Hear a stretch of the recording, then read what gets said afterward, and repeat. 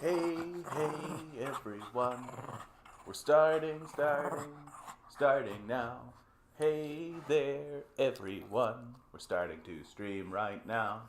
I got Milo, my little dog.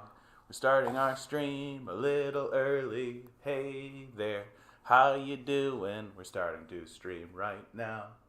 We're 10 minutes early. I know, Cotton. I was just sitting here, literally, like I got 10 minutes. And I'm just like petting my dog. And I thought to myself, I'm just going to start early. And you know who I'm going to start early for, Cotton? You. You. Because I know you're over there waiting with your finger on the button. Waiting with your finger on the button to just hit the button and come on in. For those of you who are tuning into TikTok, right, I only respond to the YouTube chat. I hope you're all doing well out there. I hope you're all doing well, right? And I love this picture that I found. It's a classic Calvin and Hobbes picture, right? And it's amazing if you go through Calvin and Hobbes how there are these enormous anti-capitalist expressions that exist within Calvin and Hobbes that obviously Bill Watterson at least is a socialist in his mindset, right? At least in his ethos. I'd be kind of surprised to find out that he's like a true blue communist, but he definitely, like, he's pro-human, clearly anti-capitalist. Bill Watterson is one of the great American artists, if you ask me. And I think it is actually a deep, deep shame that we have, as a people, alienated him so. That I feel like what's going to happen is that Bill Watterson is going to pass away, and then there's suddenly going to be this revealing of, like, oh yeah, for the last 20 years, he's just been doing art in his basement, you know? I think that's what's going to happen to a guy like Bill Watterson. So, here he is, Calvin. We seem to understand the value of oil, timber, minerals, and housing, but not the value of unspoiled beauty, wildlife, solitude, and spiritual renewal. Right, pretty profound for a 6-year-old, right? Pretty profound for a 6-year-old. But, Calvin Hobbes is loaded with this kind of stuff. And I feel like so much of there's a reason why the capitalist class has had to go after the arts so dramatically. Like, here in Canada, the arts has been gutted. It's been cut across the board. And there's a reason for it. There's a reason why people who pursue the arts need to be made fun of. There's a reason why people who pursue the arts need to be dismantled and destroyed. There's a reason why it needs to happen. Because to be a real artist and not a propagandist in this society means to explore something about the human condition and being a human being, which is exactly what the capitalists don't want you to have or do or understand.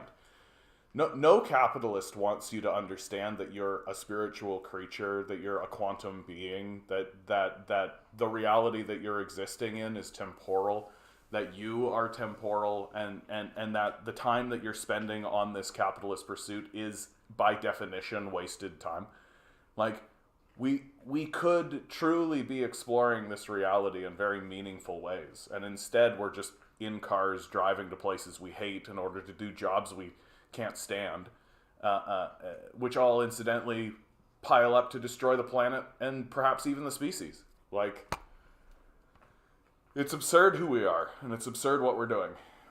Grinning, good to see you. John was on fire yesterday. Friction makes heat. Thank the universe for TikTok. Yet the Discord is of two minds, because it's all very new.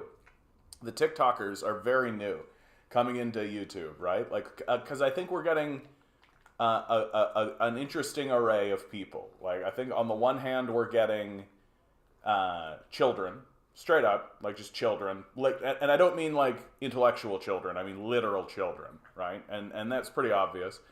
And then we're getting like the obvious CIA propagandized, like straight up, just like they come into the chat and what do they ask?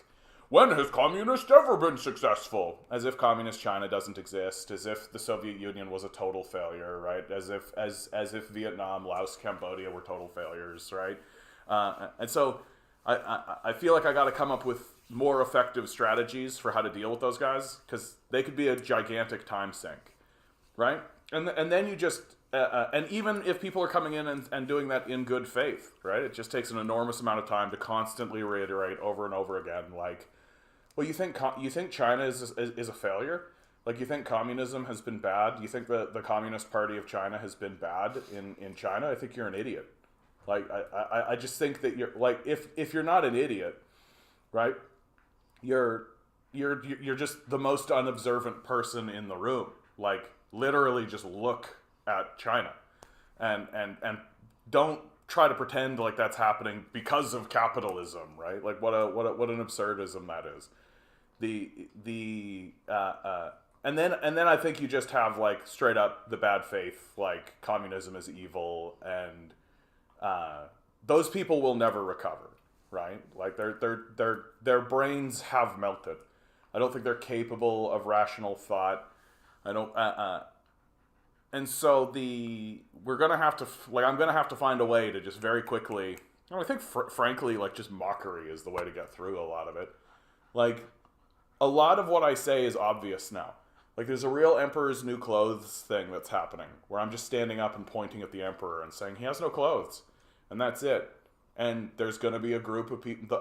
My hope is that the vast majority of people go like, "Oh yeah, right. The Emperor has no clothes." But I worry that there's going to be, like, a fairly large segment of people who be like, "No, he is wearing clothes, and they're invisible, and unless you are a moral and righteous person, so you're all immoral. We're the righteous people." Yeah, that's right. That's right. Like, I really worry that there's going to be a fairly large contingent of those people who exist. Grinning, my son is a high school tuba player. He recently made second chair in a college level band. Good for him. Any thoughts on how he can find paid gigs? This is just me supporting the arts. Find the rich people. Straight up. Find the rich people. Like, let's not bullshit ourselves, okay? There's no system that's coming in place. There's nothing like this. Your son and all musicians and all artists are now operating exclusively on a Patreon system or a patron system, right? That you have to find a rich person who goes, yeah, I'd like to support this type of art or this type of work or this type of thing. And that's not new. William Shakespeare operated that way. Like, lots of people operate that way. Leonardo da Vinci operated that way. So, like, and just don't bullshit yourself. Go find rich people, convince them to give you money. And that's the only way it's going to happen. Taunton says, so many mass shootings in the USA, I can't help but suspect that we are in a state of civil war. I mean, where do you draw the line? Yeah, like, this is usually the case with most conflicts, right? That most conflicts kind of happen, and then it's after the case that people look back on it and say, oh, this was a civil war. Like, this was a thing that was actually happening. This was something just disastrous. Like they didn't start calling it they didn't call World War I World War I, when it was happening. They do it after the fact, right? And I mean, by many distinctions and by many sort of observations, you can say that there are, like, the Kyle Rittenhouse situation alone. Like, the fact that a kid can literally cross borders with a rifle, put himself into a position to come under attack and then open fire on people and claim self-defense, like, that's ridiculous. And it means that we exist in this sort of...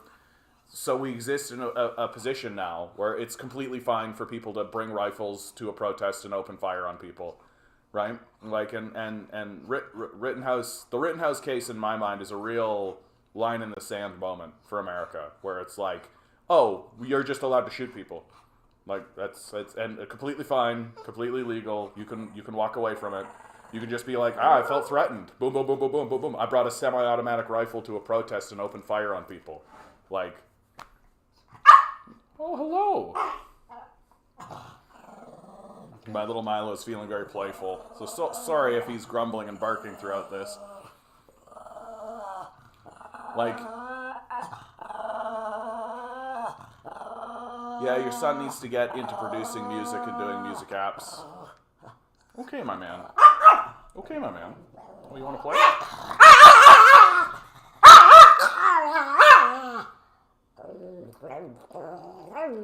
See what happens? See what happens? See what happens? See what happens? My little man. My little man. My little man. Yeah, you're feeling really playful because I'm talking. I'm talking to people. Yeah, I'm talking to TikTok. There's TikTok. Say hello to TikTok. Hi, TikTok. Right, there's TikTok and there's YouTube. Right? Hi, YouTube. You don't understand that at all, though. You don't understand the concept of talking through technology to one another, right? Hello. Hello. Hello. Benito, good to see you again, bud. Radio, good to see you again. Cian Weether, dog is top tier. Yeah. My little guy is really, really sweet. Yeah, he's really, really sweet. Yes, he is. Okay, here we go. Here we go. You're gonna go down. Oh, boom. Okay, buddy, you gotta chill out, though, okay? You gotta chill out. Rittenhouse was scary because I've seen politicians use him as a political ploy. Yeah, terrifying time in America. And people will say things like, yeah, he was just, he came under attack. It's like, yeah, he brought a gun. Like, of course he came under attack, right? Like, I suspect that people saw a man open carrying a rifle in the middle of a protest and felt threatened by that. Like, it seems like something dangerous to have done in the first place. And I mean, Rittenhouse was outright, like, we've got video of him saying outright that his intention was to shoot people. And so he did it, right? And it's pretty black and white in my view. Like, I think that the people who defend Kyle Rittenhouse are essentially Nazis. And I don't think we need to, like, pretend otherwise. Like, Kyle Rittenhouse took a rifle, crossed state lines with it, said that he wanted to murder people. On camera, we've got the footage, went into a place, likely antagonized people, likely got into a position where he could find the excuse to open fire, and then did. Right? That's all. Oh, this is something I found to really point out to people. Sometimes people like to come in here and pretend as though the Soviet Union was not a democracy, right? And, oh, buddy, Ghost. No, thank you, buddy. Like, no thanks, dude. This is something that I like to show people who are saying that the Soviet Union is a dictatorship. You get that a lot, right? I found this recently. So here's an example of the British elections, right? You have rural voters. They vote in parish councils, district councils. The county boroughs, the cities, they vote for town council or urban district council or town councils. They all vote for county council and they all vote for the House of Commons. Well, the Soviet elections, right? You have collective farmers in rural places and factory workers and office workers voting, trade unions, collective farms, voting for city Soviets or village Soviets, the People's Court, the Soviet of Royan, the Oblast Court, the Soviet of Oblast, right? The Supreme Soviet or Autonomous Republic, Supreme Soviet of Union Republic, the Soviet of Nationalities, the Soviet of the Union, right? Like, and those are responsive to the people. Like, the Soviet Union and today's modern Chinese government is actually a democracy. It's just not our democracy, right? It's not the Westminster parliamentary democracy that exists throughout Europe. It's not, and Canada. It's not the constitutional democracy that exists in the United States. Right? It's a different form of democracy. It just and we pretend as though it's a dictatorship, and it isn't. Right? It just isn't. Benito. So, interesting. A guy named Benito saying more democracy isn't good. Interesting. Hot take. Hot take, dude. United States politicians when they can't brutally bombard children in Iraq because they want more natural resources. Yeah. Oh, exactly. No, exactly. I mean, we're just in good news. Right? And I think it is important to focus on some of the good news that exists in the world. California awards $25 million to guaranteed income programs across the state. The state of California announced Monday $25 million to underwrite the first state-funded guaranteed income pilot programs, which could set a standard for the entire nation. The grant money will fund 7 pilot programs around the state to provide checks to support 1,975 Californians. including former foster youth and pregnant women, with their basic needs. A basic income is meant to sit alongside wages and just help make ends meet, said Natalie Foster of the Economic Security Project. The recipients will get from $600 to $1,200 a month for a period of 12 to 18 months. For pregnant women who are low income, the guaranteed income will provide critical financial and emotional stress relief. Pregnant women have a lot of doctor's appointments and health concerns, as well as work that they juggle, and having a guaranteed income, meaning checks that come in the door with no strings attached, that can be spent on whatever comes up that month, are incredibly important, said Foster. I Foster, a child advocacy, educational, and resources organization, will receive $4,760,000 to provide 300 former foster youth with $750 per month for 18 months in rural and urban communities statewide. We go from caring for them to shoving them out the door and expecting them to be fully independent and financially stable the second they leave foster care, said Executive Director Sarita Cox. Sorry guys, 1 second. I'm having technical difficulties with TikTok. It's being real fussy. Fussy would be the word that I would use. Fussy. Well, thank you. Thank you for the gifts. I appreciate it, guys. Please consider liking and sharing and doing all of that kind of stuff. That's very lovely of you. Well, people sending me roses. How lovely. I don't actually know what the roses are, but roses are nice. I could use some roses. What do you think, Milo? Do you think we could use some roses up in here? You don't care. Milo's like, can we eat roses? This to me is a big win across the board, right? One of the things that basic income advocates argue is that the hardest part is actually getting the policy implemented in the first place, and then once the policy is implemented, the strategy is to build it up over time. That you just consistently show the successes, you consistently show how it works, you consistently show that it works, right? And through that process of proving the strength of the policy, you then expand it, right? And so this is really, really good news. And I mean, the communist critique of a basic income is that it is a Band-Aid solution, right? Which is true. That it is a concession from capital, right? That capital is still in place, right? Milo, no more, okay, buddy? You're being very fussy today. Okay? I'm running a show here, buddy. And you're just taking up all the oxygen in the room. Did you know that? No, you didn't know that. Because you're feeling playful. I know, buddy. I know. You're a good boy. Okay, buddy. You certainly can't do that.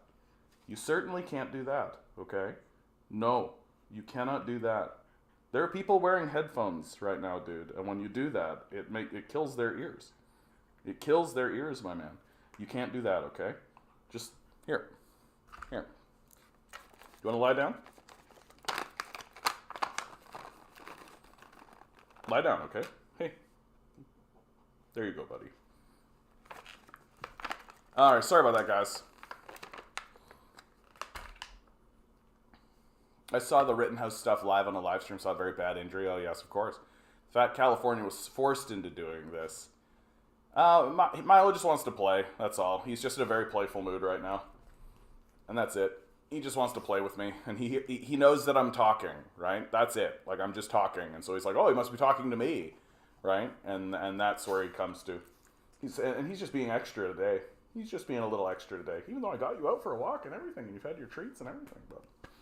Anyhow, I would prefer to live in a society that doesn't require things like a basic income, where the necessities of life are structured into the system, that people simply have access to food and shelter as a byproduct of their existing within the system, right? But and this is a concession.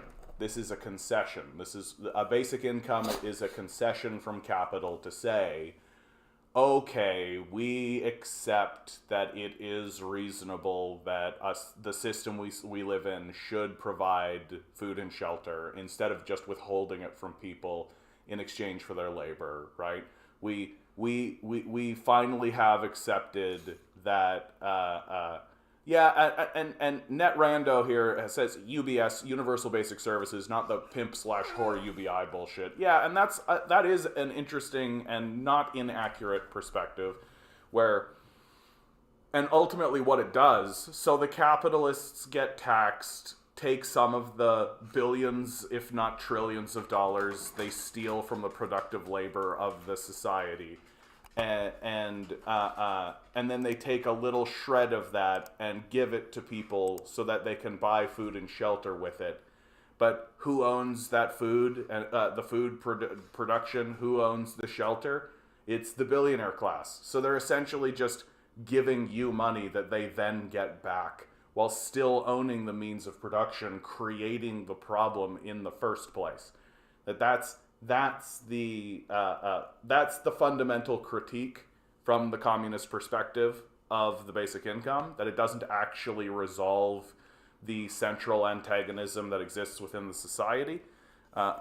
It doesn't actually say.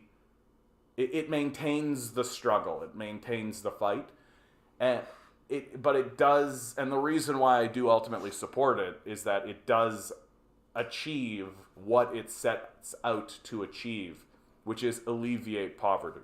Right? It does do that, and I don't think that can be argued. Like, it's very, very silly to me that we're at a place in our society where we have to convince people that the best way to alleviate poverty is to give people money, and that we have to actually run pilot projects and run studies and convince people that, like, if you want people to not be in poverty, you should give them money. Like, seems like, but what do I say all the time? We're a backwards people. Most of what we believe is wrong, and not just like modestly wrong, but like completely inverted most of the time. The way we look at most things is a complete inversion of the actual truth and actual reality. So, and I think that this is no different, right? Like, that's why we have like this moral hazard argument surrounding poverty. It's why we say that poor people are poor, because it's their own fault, when obviously it's systems. Like, there are obvious systems that are in place to maintain and manufacture poverty so that the wealthy can benefit from the labor of desperate people, right? Just take a look at the Federal Reserve, for God's sakes. Like, the Federal Reserve has said outright, explicitly in public, on the public record, several times, that their objective is to create a desperate population to drive wages down. Right? They literally, the last like presidents of the Federal Reserve, like the last three, have openly stated this at Congress. Like, and we're all just like, poverty is your fault. It's completely your fault if you're poor. It's nobody else's fault but yours. If you're poor, it's completely your fault and nobody else's fault. It's 100% your fault. Sure, the massive monetary institutions that exist explicitly state that their goal is to create poverty, to drive down wages and create a desperate population, but it's completely your fault. You're the only person. You're the only person who can get yourself out of poverty. Pay no attention to the people who are in charge of the systems, right? Pay no attention to the people who are in charge of the systems, who openly, like, this is what I think is so funny about conspiracy culture, right? That we have this kind of odd culture of like, there's a shadowy organizations that operate from behind the scenes, the Illuminati, and the Bilderberg Group and the WEF are manipulating from behind the scenes to create a new world order. And I'm like, bro, just like literally read the documents that come out of the Federal Reserve. Literally read the documents that come out of the Pentagon, out of the State Department, right? You don't need to craft this like shadowy behind the scenes organization. They're doing it very in front of your face, like right in front of your face. And I definitely make the argument that the whole conspiracy Illuminati thing works to the benefit of the wealthy and the powerful. Because as long as you're looking around for a shadowy, behind-the-scenes organization, you're never actually going to look at the institutions that exist right in front of your face. Institutions whose buildings you walk into. Like, you walk into banks, you walk into these places. Well, those banks are saying, our goal is to make sure everyone's desperate and homeless. They're saying that in public at Congress, like on the public record. And we're all just like, it must be the Illuminati. No. Like, no, bro.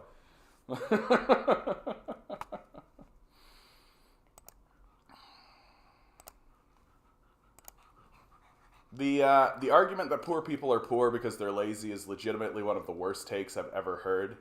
It's embarrassing how people could think that. Yeah, exactly. Exactly. Well, the whole, I mean, Sion, I always said this, like, before you came in here.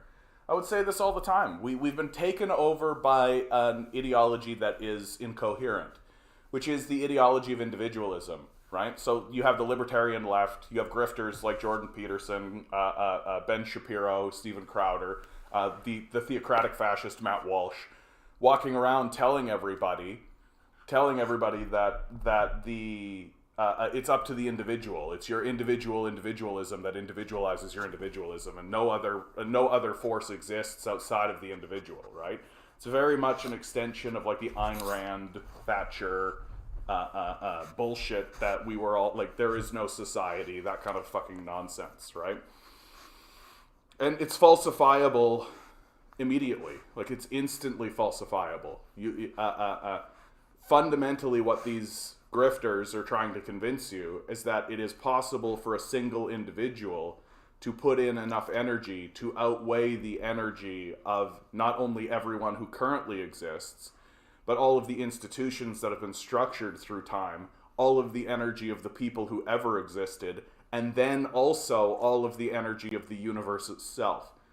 Like, it's childish on its face, and nobody has been willing to stand up and be like, this sounds like something an arrogant child would say after they stood atop the bodies that they created. Like, it's a very self-serving ideology to say that I am where I am because I'm amazing. Like, that's literally the most arrogant position a person can take. That, I'm rich and famous and popular and successful because I'm the best. That's essentially what meritocracy is. It's essentially the meritocracy argument, and it's completely arrogant because it completely removes from the conversation literally your own parents. Don't get any like, you don't say anything about them. You don't say anything about your teachers. Forget about the institutions. These people don't even acknowledge the existence of institutions, right? So the institutions that exist that you went through, that doesn't get any play. Your ancestors, certainly not your ancestors. You don't even care about your grandparents if you're an individualist, right? No, it's all exclusively you. So it's like the most selfish and arrogant possible philosophical position that a person can take. And it's also extremely incoherent because it's instantly falsifiable, like easily falsifiable. Like, you did not survive while you were a baby. There were people in your life who ensured your survival when you were a baby. Like, it's obviously that's the case. And these guys are just so small-minded and simple-minded, frankly. In like their only superpower, the only thing that makes people like Shapiro and Peterson successful or interesting is that they figured out how to say a lot of different words quickly. Like, that's it. It's like they took a thesaurus and jammed it into their head, and then those things come out of their mouth very quickly. But, like, Peterson, I think, is actually, like, not unintelligent, but Shapiro is dumb. Like, people like Ben Shapiro and Steven Crowder, and certainly Matt Walsh, are very stupid people. They only seem smart because they talk fast. Like, that's it. But if you actually, like, talk to them, like, for God's sakes, like, Ben Shapiro still says that, climate change won't be a problem for the people who have the water levels come up because they'll just be able to sell those houses. It's like, sell them to who, bud? Like, sell them to who? And he still says this because he's stupid. Like, it's a very stupid thing to say. And these are the people who have captured our society because they're well-funded by billionaires who want everybody to be convinced that the individual is sacrosanct and there is no such thing as institutions. right? Like, what you think the people who want to destroy the civil rights movement want you to know about the institutions of slavery? You think they want you to know about redlining? You think they want you to know about the Homesteaders Act, about the Canada Dominion Act, that all of these white British men have this land because it was given to their families for free? Like, you think they want you to know about these massive institutional power structures that exist? Of course they don't want you to know, right? Of course they don't want you to know. Right? Why would they want you to know that they have these enormous institutions? They want to gaslight you, and they want to pretend as though it's all the individual. It's exclusively the individual. That's the only thing that matters. And they just refuse to acknowledge that if you took Michael Phelps and threw him into the middle of the ocean, he'd drown. Right? The environment matters. The environment matters. All right, what are you guys saying? Benito, when you have never even set foot in a factory, have no engineering or business background, can't put together a flat pack furniture, but you want to seize the means of production. Yeah, but it's like the people who work in those factories should own those factories. Like, that's the whole point. That if you are, it's not people who don't work in those factories should come in and own them. It's the people who do work in those factories who should own them. That's the whole point. And it's like you're actively missing it on purpose. You know, there just comes a point where I have to say, like, are you trying to miss the point? Because it seems like that's what happens. Yeah, libertarian Stalinists, like, that seems like there's a bit of incoherence there, bud, but I'm not going to push back on you. My granddad was a Shriner, says Major, and I think a member of the Royal Order of Jesters. Well done, Major. Stalin was the last leader of the Soviet Union. Yeah, I would agree with that. Like, Stalin was he definitely was the last gasp of any attempt to move towards a communist project of any sort. Zero patient for Holodomor bullshit. Yeah, I mean, it's essentially Nazi propaganda. So Stalin didn't really add very much to the communist project. I mean, bro, like, look. Stalin was the leader of the Soviet people during World War II. Like, I'm sorry, man. Like, I'm sorry that he wasn't also like a god king that could ensure that the communist project lasted a million years and that communism overtook the globe and all that. Like, sorry, he was just a dude, right? And it's extremely believable to me that after dealing with the Nazis in World War II, after dealing with the reconstruction of a society, not to mention like the kulaks before that, and then dealing with the purges of his own party after the assassination, that this dude's just tired, man. Like, this dude's just tired, man. Like, this is what I keep saying to people when it comes, like, these people are human. Like, they're people, for Christ's sakes. And this idea that Stalin was like also supposed to have, while simultaneously dealing with these overt, crazy catastrophes that were just being completely inflicted on him over and over and over again, that he was also supposed to, like, I don't know, like, become a space communist. And it's very clear that the people who were around him had come to a point where they no longer believed in the project, right? Like, Khrushchev, the very next leader, like, the first thing he did was make a speech that basically besmirched Stalin and told a bunch of lies about him, right? That's basically the first thing he did. So my largest criticism that I have for the Soviet Union, which is one that I think that the Chinese have actually worked out, is that the Soviet Union hadn't figured out how to pass the baton intergenerationally. That Stalin had not figured out how to get the baton from his hand into the hand of a predecessor successfully. And I think the Chinese have worked it out. So we'll see how it goes. I doubt the validity of the word Stalin. I mean, people say Stalinist because they want to get you into that Trotsky-Stalin debate. That's really what they want. And I don't really buy it. I don't really spend much time there because I don't particularly think it's useful.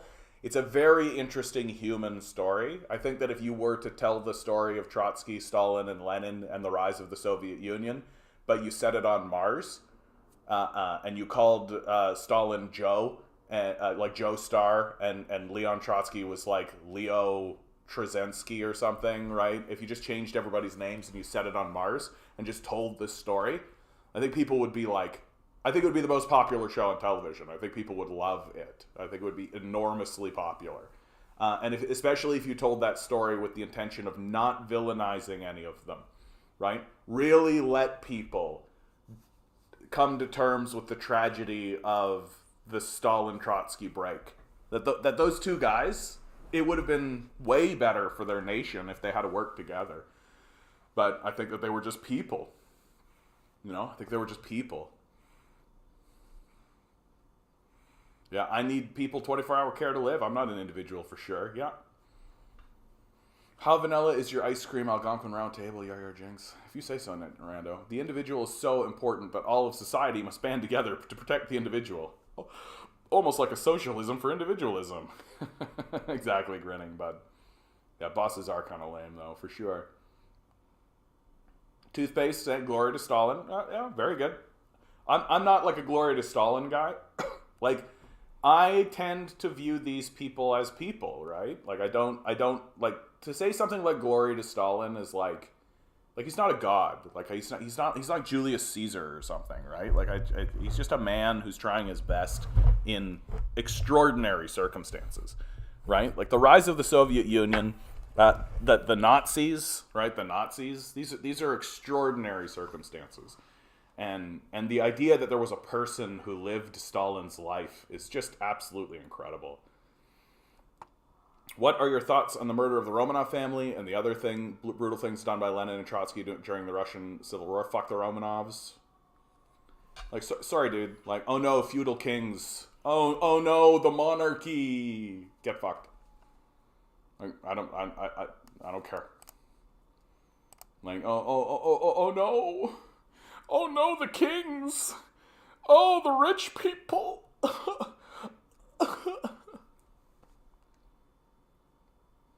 I'm talking in terms of intellectual pursuit and establishing the next models of communism. He's not exactly a prolific writer.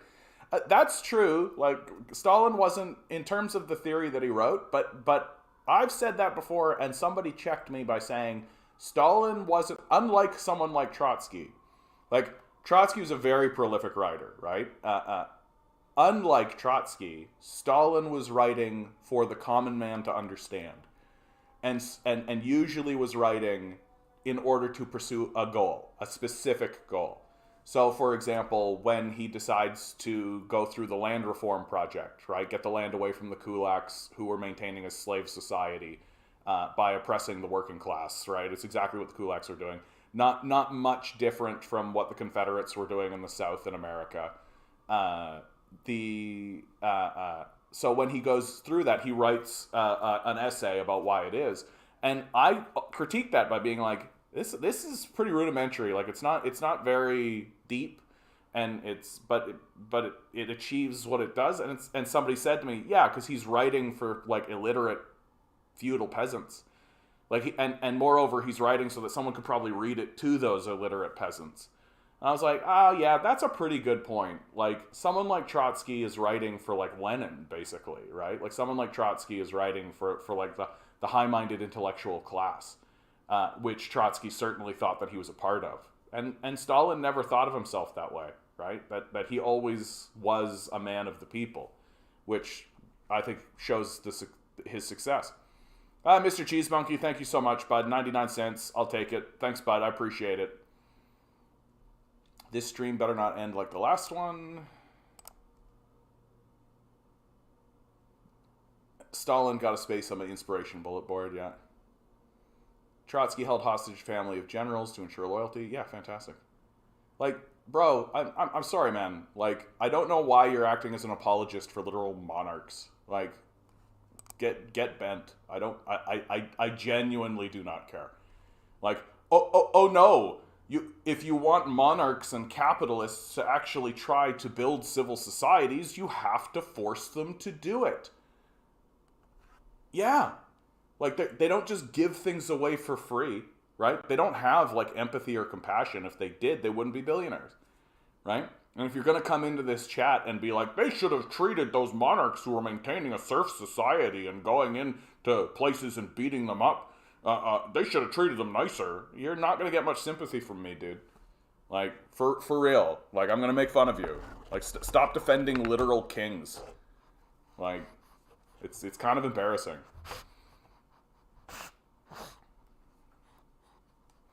Forceful recruitment of the Soviet Union land. Trotsky held people's family hostage to ensure loyalty. I don't know what to tell you, dude. Fuck the Romanov. No. Like, no. Fuck the Romanovs. I don't get why you're sucking the cock of royalty. Like, do you love the Queen? When the Queen died, did you shed a tear over it?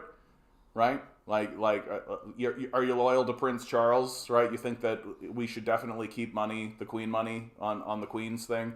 Right? God save the Queen. Is that you every year? Right? Every single time that song comes up, do you take off your hat, put it on your head? I love the Queen so much. Being a feudal serf is just the best. I can't wait to do all the work while they just sit around.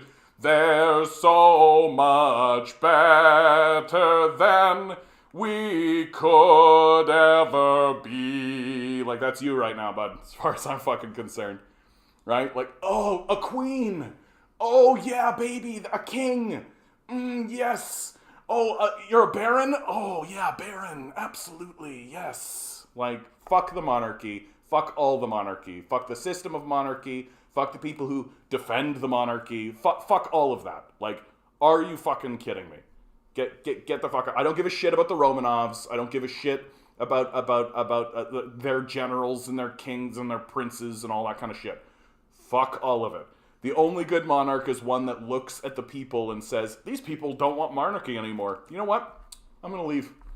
That's the only good monarch, is one that just is no longer a monarch, that understands that the system of monarchy is gone and over. So, like when Gaddafi in Libya took over Libya, he literally walked up to the king and said, the monarchy's over. And you know what the king did? Yeah, it's over. And it ended. Right? That's a good monarch.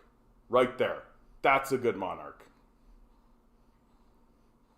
What about when people wanted the monarchy? Yeah, that's definitely a thing that always happens, right? People definitely don't get beat up and sent into prisons and shit on by a force of generals, right? Yeah, I'm sure that there's lots of people clamoring for monarchy. Ugh. Nicholas II saved my nation and people from complete destruction. Right, I'm sure, dude. I'm sure that's not some retconning bullshit right there. Opinion on Deng Xiaoping. Deng, I think, like, to understand Deng, you've got to understand Mao. And to me, Deng is like a... Deng is a... He really shows that... Deng shows the strength of the Chinese system because he's a very controversial figure even within China, right? Like, and certainly Western capitalists and Western communists said of Deng that it's over, right? That was the end of communism because they allowed the capitalists to come in and corrupt the whole thing, right? Benito, yeah, I look mostly at what's going on, right? Like, well, 5,000 years ago, barbarians did a thing in my thing. Like, great. When your great-great-great-great-grandfather was alive, I'm sure some monarch did something, okay?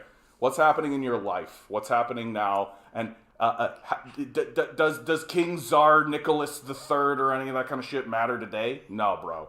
You're just taking up all the oxygen, okay? Like, tedious. This conversation's getting tedious. For Deng, Deng comes in after the industrialization of the nation under Mao, and basically says, the next step for China is to get connected to international trade, market reform, right? Is to say that China can't just remain isolated and separate from the rest of the world. And if China wants to be part of the international community and be part of the international world, it's going to have to allow, you know what, Benito? You were fun, but I think you're just kind of embarrassing, dude. Get the fuck out of here.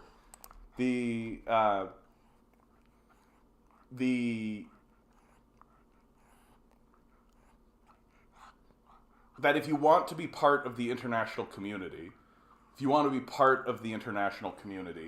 then you've got to accept that most of the international community uses capitalist systems. And if you want to have any trade happen in your society, you're going to have a part of your society also be capitalist, right?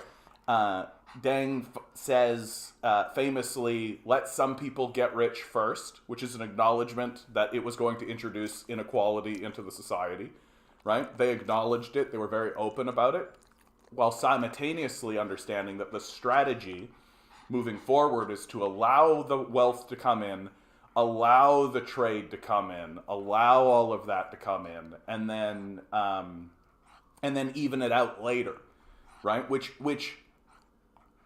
it tells you that there's actually a great deal of confidence by Deng in the institution, that Deng did receive the baton from Mao. And what Deng did, by the way, Mao wasn't very much in favor of, right? It is a controversial decision, right? But at the end of the day, the Chinese are not Puritans about this. They're not fundamentalists about this. That they see the integration into the international community and the opening of their borders to international trade and the acceptance that certain sections of their society should be liberalized and there should be market reforms, right? That doesn't mean that they are less communist, right? It just means that it's is what it is, that this is the way forward for them, and it shows a great deal of confidence in the institution of the National People's Congress itself, that this decision will not corrupt the National People's Congress, and it didn't, and the baton did successfully get passed from Deng to Xi Jinping, who has since gone through and as an anti-corruption warrior, because the Chinese view capitalism becoming part of the political system as corruption, that we here in the West are we think that corruption is fine, right? That we've legalized it. It's built into the system. You can legally buy a politician. That's completely fine, right? You just need a super PAC and you're off to the races, right? And so we've legalized corruption, and we consider the business class and the capitalist class to be the natural rulers of our society, that the wealthiest people should rule. And that's by design. That's literally built into the Constitution. James Madison wrote it into the Constitution on purpose, right? So it's all working by design. Whereas the Chinese don't view it that way. The Chinese are very much like, no, people elect us to the National People's Congress. We are here to listen to the people and do what they say, not to listen to the guy with the most amount of money. And they, chat just disconnected. Please wait while we try to reconnect you. But am I still streaming? That's odd. I've never seen this message before. That's a fun message. Yeah, I'm still streaming. It's just chat disconnected. That's really weird. So I'm just going to continue on as if chat still, as if people can still hear me. How strange. How strange. That's a new one. Successfully connected. We did it. We did it. All right, thanks, Oddity. We're back. We're back.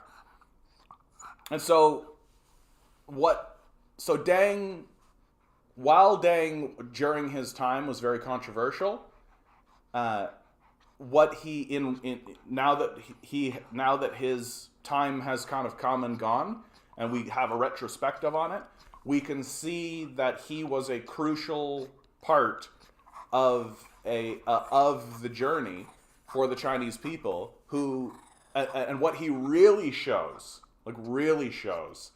is that the Chinese government, the National People's Congress, is willing to take risks, to do something that is unconventional, perhaps not well accepted amongst the communist, within the Marxist communist idea of how to move forward, but he shows that there's a great deal of solidarity within that institution, and that he trusted, and the people who were within that institution trusted that they could do this, so that the next iteration, the next group, that's Xi Jinping and the people who are there now, would take the baton and carry on with the principles of with what had happened under the principles of Marxism successfully.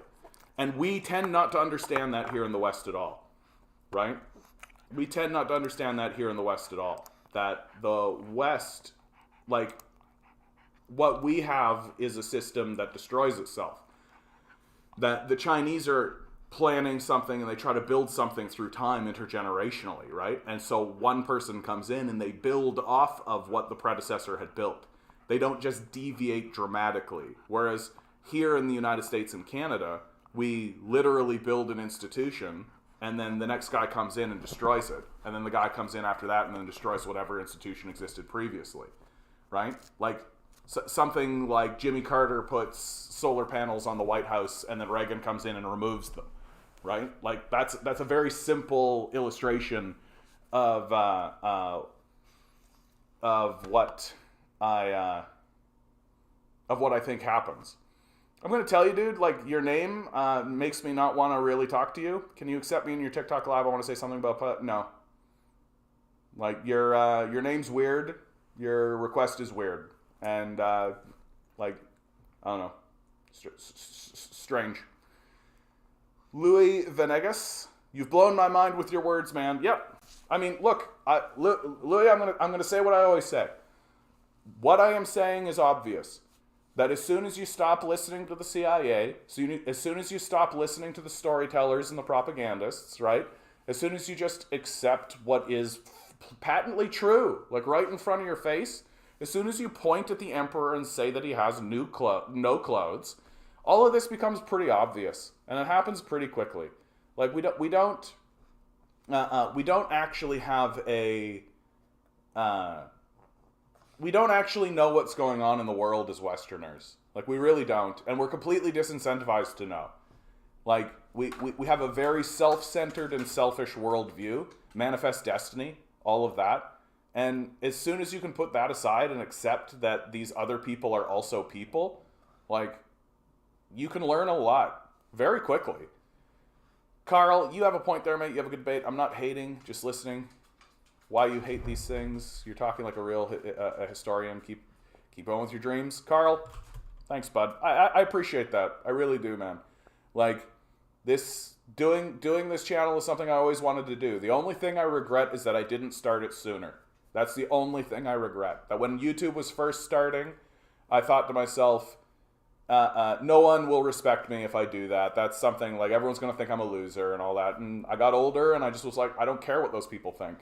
And so I'm doing it because I want to, and I think it's being successful, especially now what with TikTok. TikTok's so weird, man. Sometimes I look over and there's like 5,000 people watching, and then sometimes I look over and it's 25. I'm like, okay. So it goes up, it goes down, it goes around. Hey TikTok, how you doing? I hope you're all doing well out there, bud. And to me, like, we are constantly talking. Yeah, of course they are. That's TikTok. Like, that's the kids, right? Is Pol Pot Marxist in your opinion? No. Pol Pot. I've seen enough evidence that convinces me that Pol Pot was in bed with the CIA, that he was not acting in good faith. Like, he wasn't. He was masquerading as a communist. That's more or less my opinion of Pol Pot. I won't go too much deeper. So here in the province of Ontario, right? Ontario Housing Bill to short municipalities by $5 billion. So if you don't know what's happening in Ontario, our premier is literally destroying the democratic institutions that exist. That's not a harebrained left-wing communist take. That's literally the Globe and Mail. Yeah, I know, dude. Thanks, bud. I know all about that. That's why I don't talk to TikTok, right? That's the people that are doing that are disgraceful, right? The people who are doing this thing about Ronnie McNutt and all of this, like I know all about it, bud, and it's disgraceful. These people need to grow up.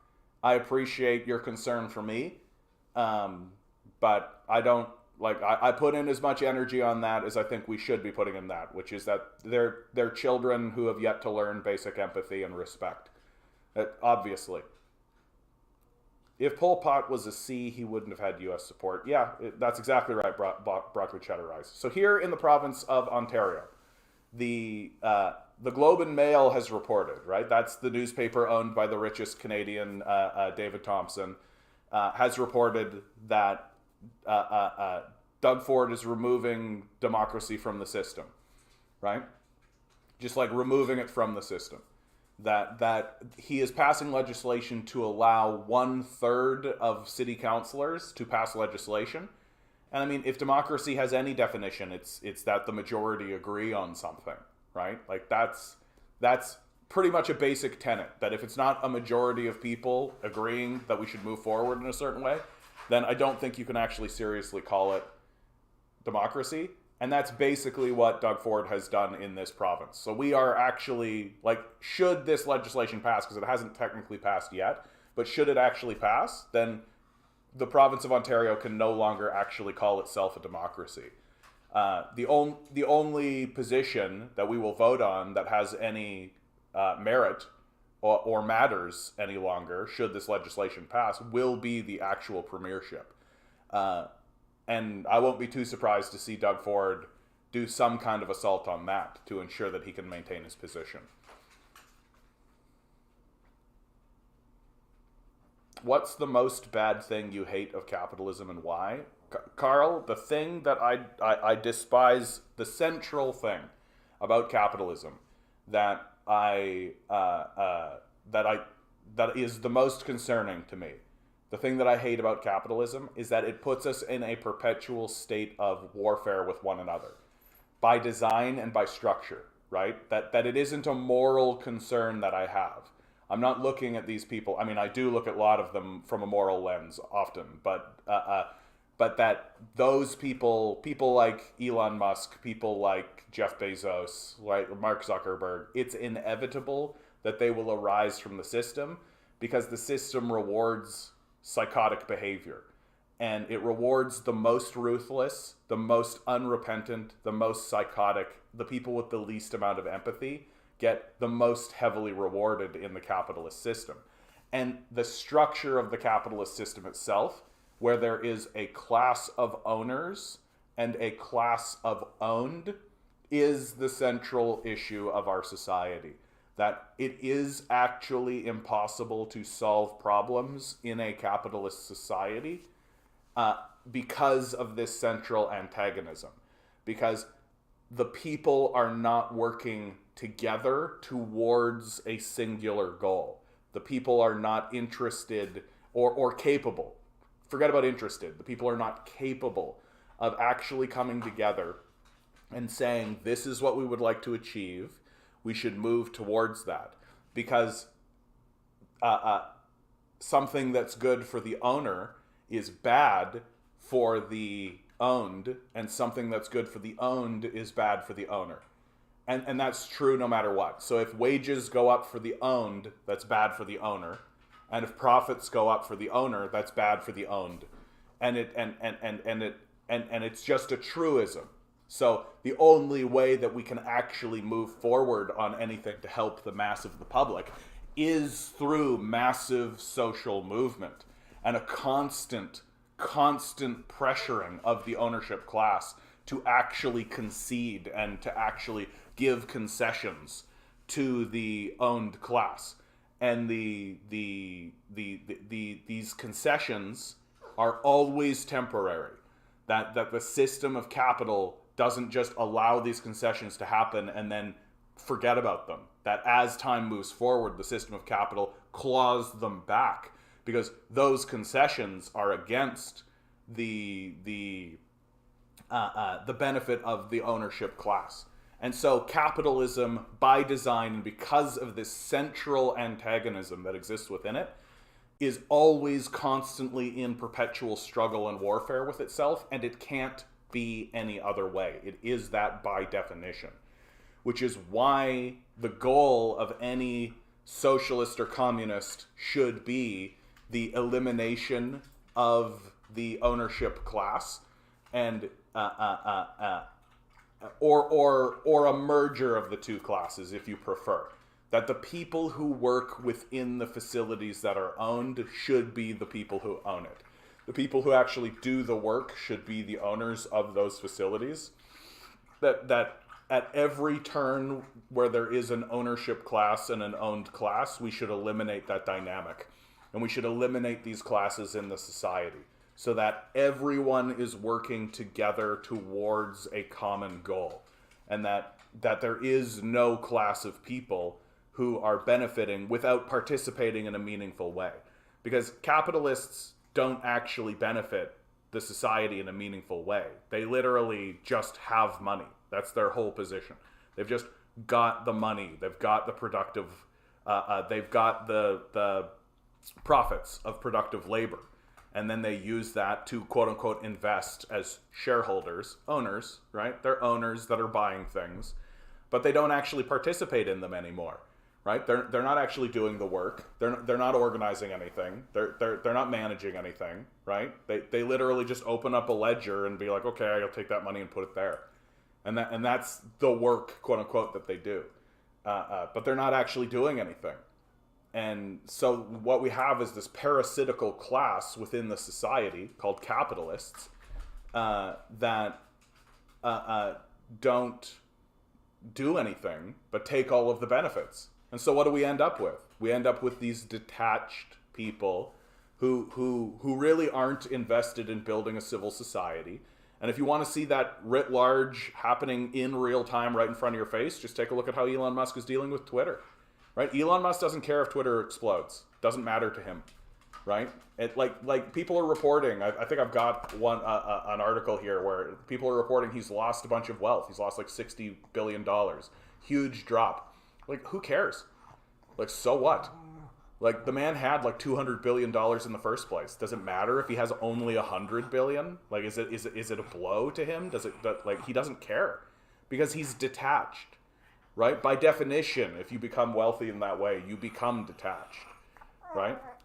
And you have to be. So that is, in my view, the main thing. That if you take anything from anything I say, that is what I would strongly advise we all focus on. The elimination of this class dynamic that exists within the society. I got banned from TikTok for making fun of cappies. What are... Oh, capitalists. You got banned from TikTok. What did you say, radio? Don't ban me. Don't get me banned. A box. Good to see you, a box. Coincidentally, the Emperor's New Clothes is also the metaphor used by Gonzalo Lira. Yeah, it's a good metaphor. It's a good metaphor. It's a story that everybody knows. It's very simple. It's very straightforward. And truly, like the American capitalists don't have a response. Right? They don't have a response. That the argument's over. There's a reason why they like incarcerate people like Edward Snowden. There's a reason why they're chasing people like Noam Chomsky and Chris Hedges off of all of these platforms. There's a reason why they won't interview any of these guys, right? Like, if you go back to the 60s, like Noam Chomsky and Martin Luther King, Malcolm X, like civil rights activists, people who are on the left could go on television and would be listened to, right? Even as controversial figures. And now, nope, they've been completely chased away. They've been blacklisted, right? Like, we are in a period of extreme McCarthyism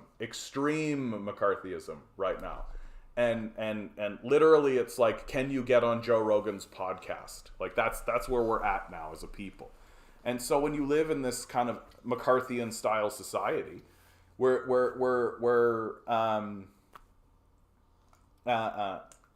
it's pretty easy to kind of point at people who don't have an argument and say, like, hey, you don't have an argument, because they don't.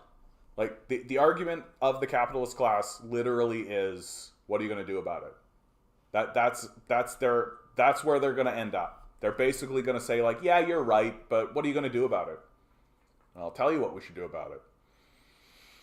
Adam McPherson, read passages, good pieces on how Ford has already gutted democracy in Ontario. Remember the first time he used the notwithstanding clause? Yeah, I mean, I don't remember the specifics of that, Adam, but I mean, Doug Ford's a disaster for Ontario, and he's going to, like, it is going to take the province of Ontario decades to recover from this. Like, we are in a fairly significant decline.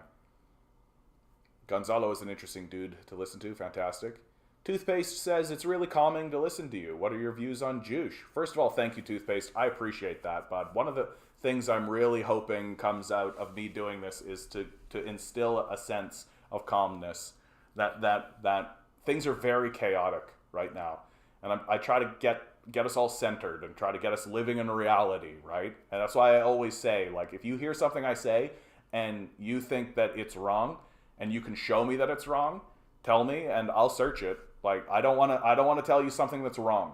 Like, but I definitely think that there are huge forces in the world who are highly incentivized to have you live in a state of desperation. And I think that that's wrong. And so I'm trying to create a space where we can kind of feel safer and feel less alienated from one another, you know? To answer your question, I don't know enough about Juche to really say anything. That it seems to be working for the North Koreans. It seems to be something that they are a fan of. My position genuinely is, if I don't know something about the subject, I don't comment on it, and I assume that it's working for the people who are using it. Until I can be shown otherwise, and I could be. I don't know much about Juche as a philosophy of thought, but if it's coming out of North Korea, given what has been happening in North Korea over the past 100 years, it seems to me like it's probably going to be reasonable. Like they're a country that experienced an absolute catastrophe. The ongoing war between North and South Korea, which I hope they can eventually resolve. That would be beautiful. It would be a beautiful thing to watch North and South Korea reunify. I think that I'm hopeful that they could do that, and that they could find their path through this moment in time that has divided them. But yeah, and that's really more or less my opinion on the North-South Korea divide that's happening. Like, I'm really rooting for both of those countries, and I'm rooting for them to find a way back to each other. And unfortunately, capitalist imperialism is a bitch. So it's gonna get in the way of it. Ironically, the Trump administration was like, yeah, work it out. Like he was not so interfering in their diplomacy. But Carl, true rich people can get an army and the poor don't even get help. Yeah, exactly. Elon Musk did it for his own business, not for the people. Communism sadly failed most of their projects. It would be a great ideology. I mean, did communism fail? I mean, China seems to be doing real great. Like, I mean, don't get me wrong, the Americans tried to bomb the shit out of the communist countries throughout the 60s and 70s, right? Like, they dropped a bomb a minute on Laos. Like, Cambodia was a secret war that was a total disaster. And the Vietnam War was a disaster for the generation of people who lived through it. So, like, I don't know why we're pretending as though U.S. imperialism didn't have something to do with this, right? And they just kind of ran out of road, and they weren't able to keep it up. and because the truth is that communist societies can build faster than the United States can bomb. That's just the truth.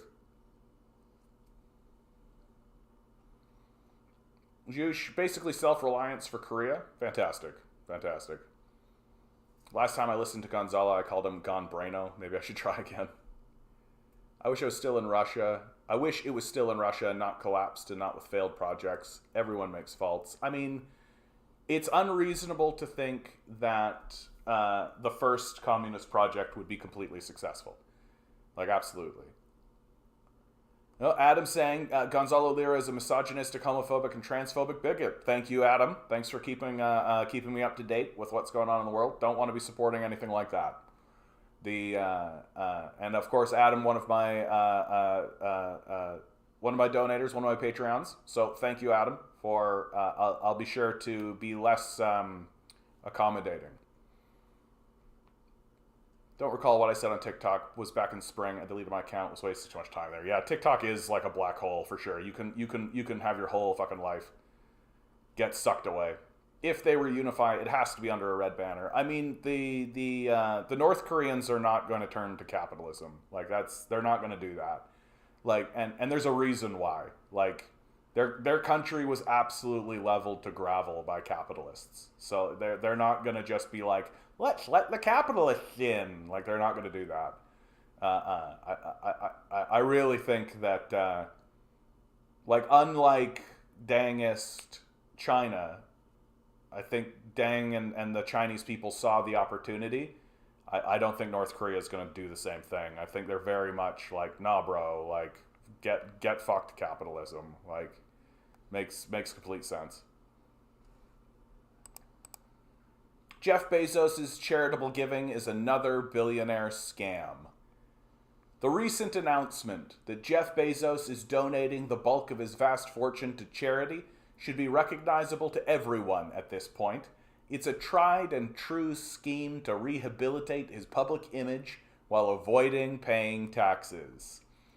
In a surprising volte-face, the lizard-eating, union-busting, piss-prohibiting Amazon founder Jeff Bezos appeared in the news last week to let you know, despite all evidence to the contrary, he's actually a pretty chill guy.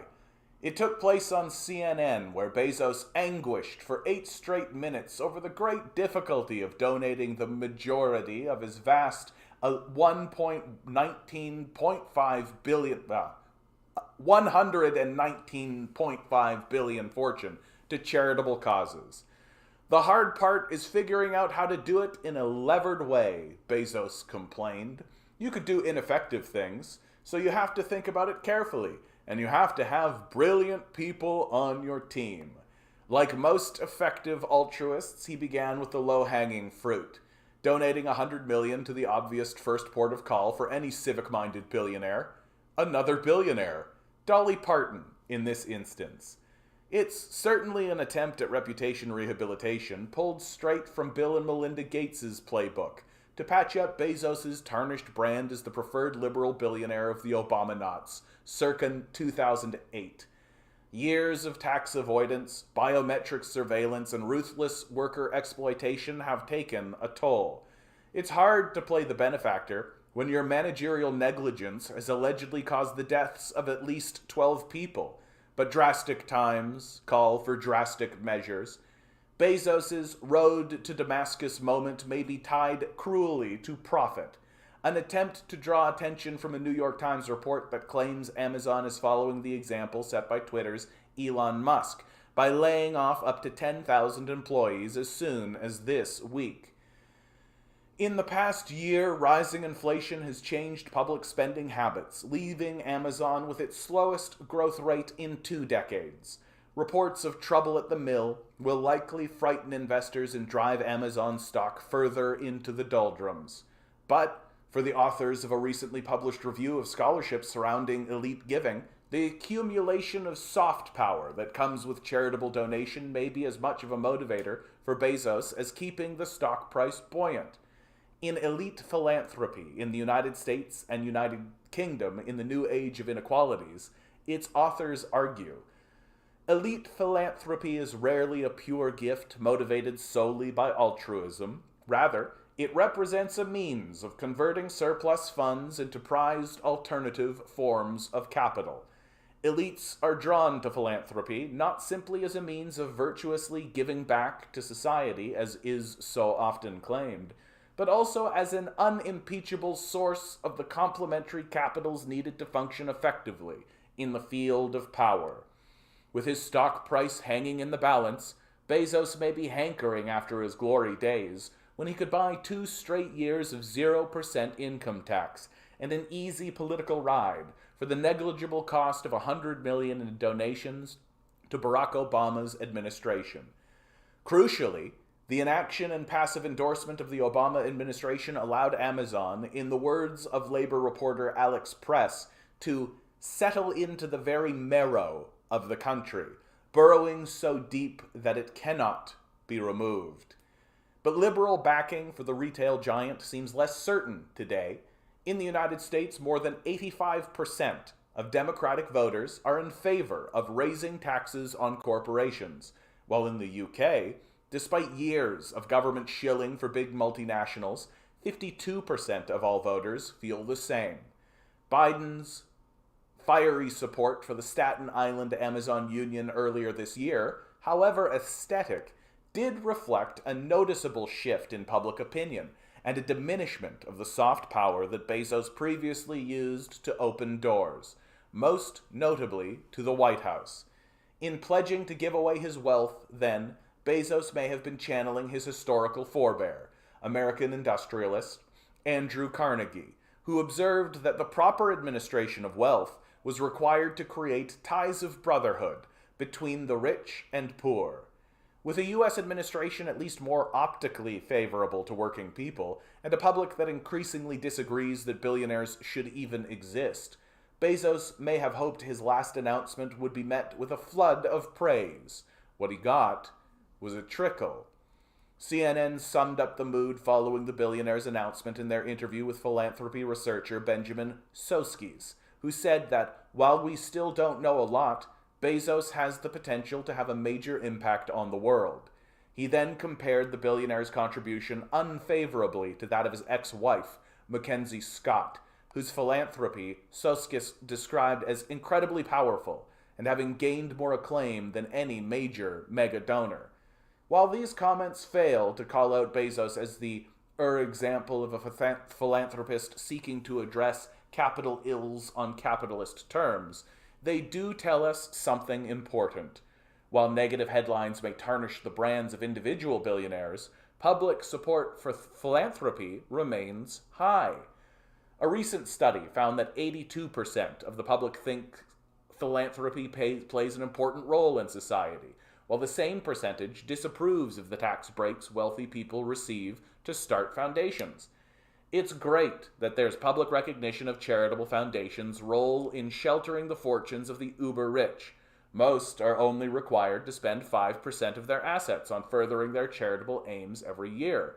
But even when this money goes where it's meant to, it does so free of democratic purview, without passing through what Jason Farbman calls the formal mechanism that put tax-based public funding in the realm of democratic decision-making. Billionaire philanthropy serves only to put greater control into the hands of capitalists, privatizing the common good and increasing their already oversized influence in our lives. After all, why should we allow Bezos to dole out as benevolence the $5.2 billion he has hoarded from the public coffers? That money already belongs to us. It's up to the left to ensure arguments against the billionaire class amount to more than just condemnations of their ridiculous escapades and individual acts of cruelty, but widespread public outcry over Bezos' exploitation, Musk's saber-rattling, and Bill Gates' pursuit of patent monopolies at the cost of human lives could help us cement a new public consensus that the outsized role billionaires play in dictating the terms of fixing the inequalities they perpetuate is unjust, unfair, and undemocratic. Let's start by calling out the myth of the benevolent philanthropist.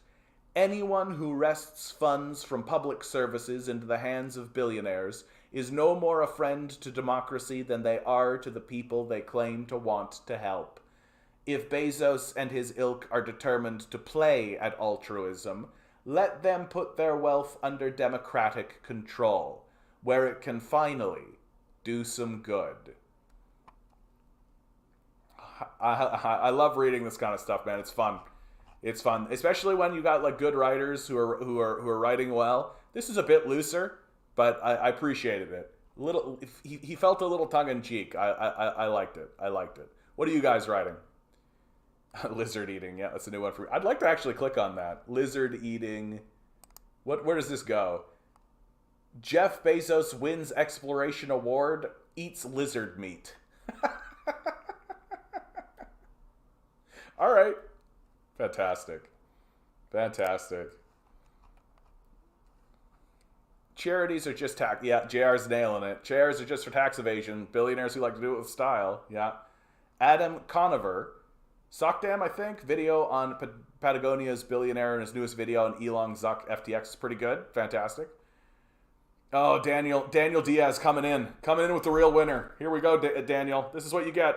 This is what you get. Let's start with the applause. Congratulations. CIA talking point.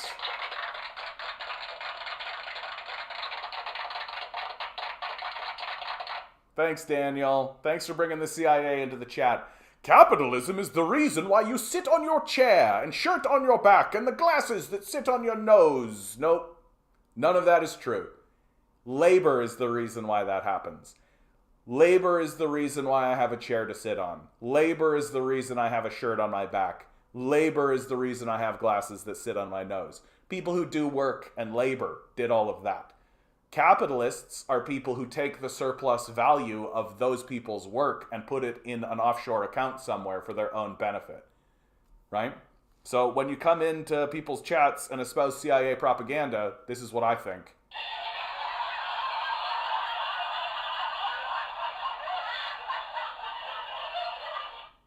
Like, you're literally defending Jeff Bezos while he explicitly takes wealth and just jams it into an offshore account somewhere.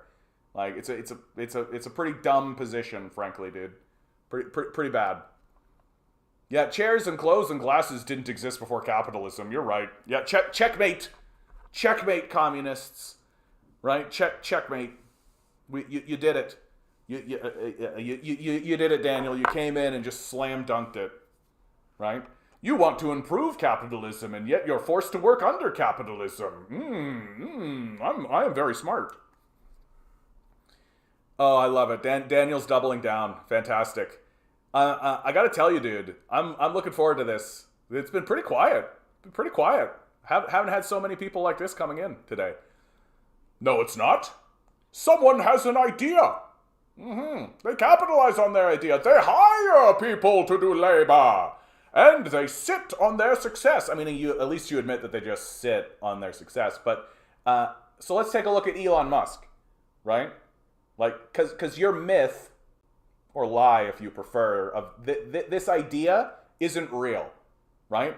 Like, it genuinely is not, right? Someone has an idea. Yeah, an inventor somewhere has an idea, right? Somebody who's actually grinding away, creating the creative output, right?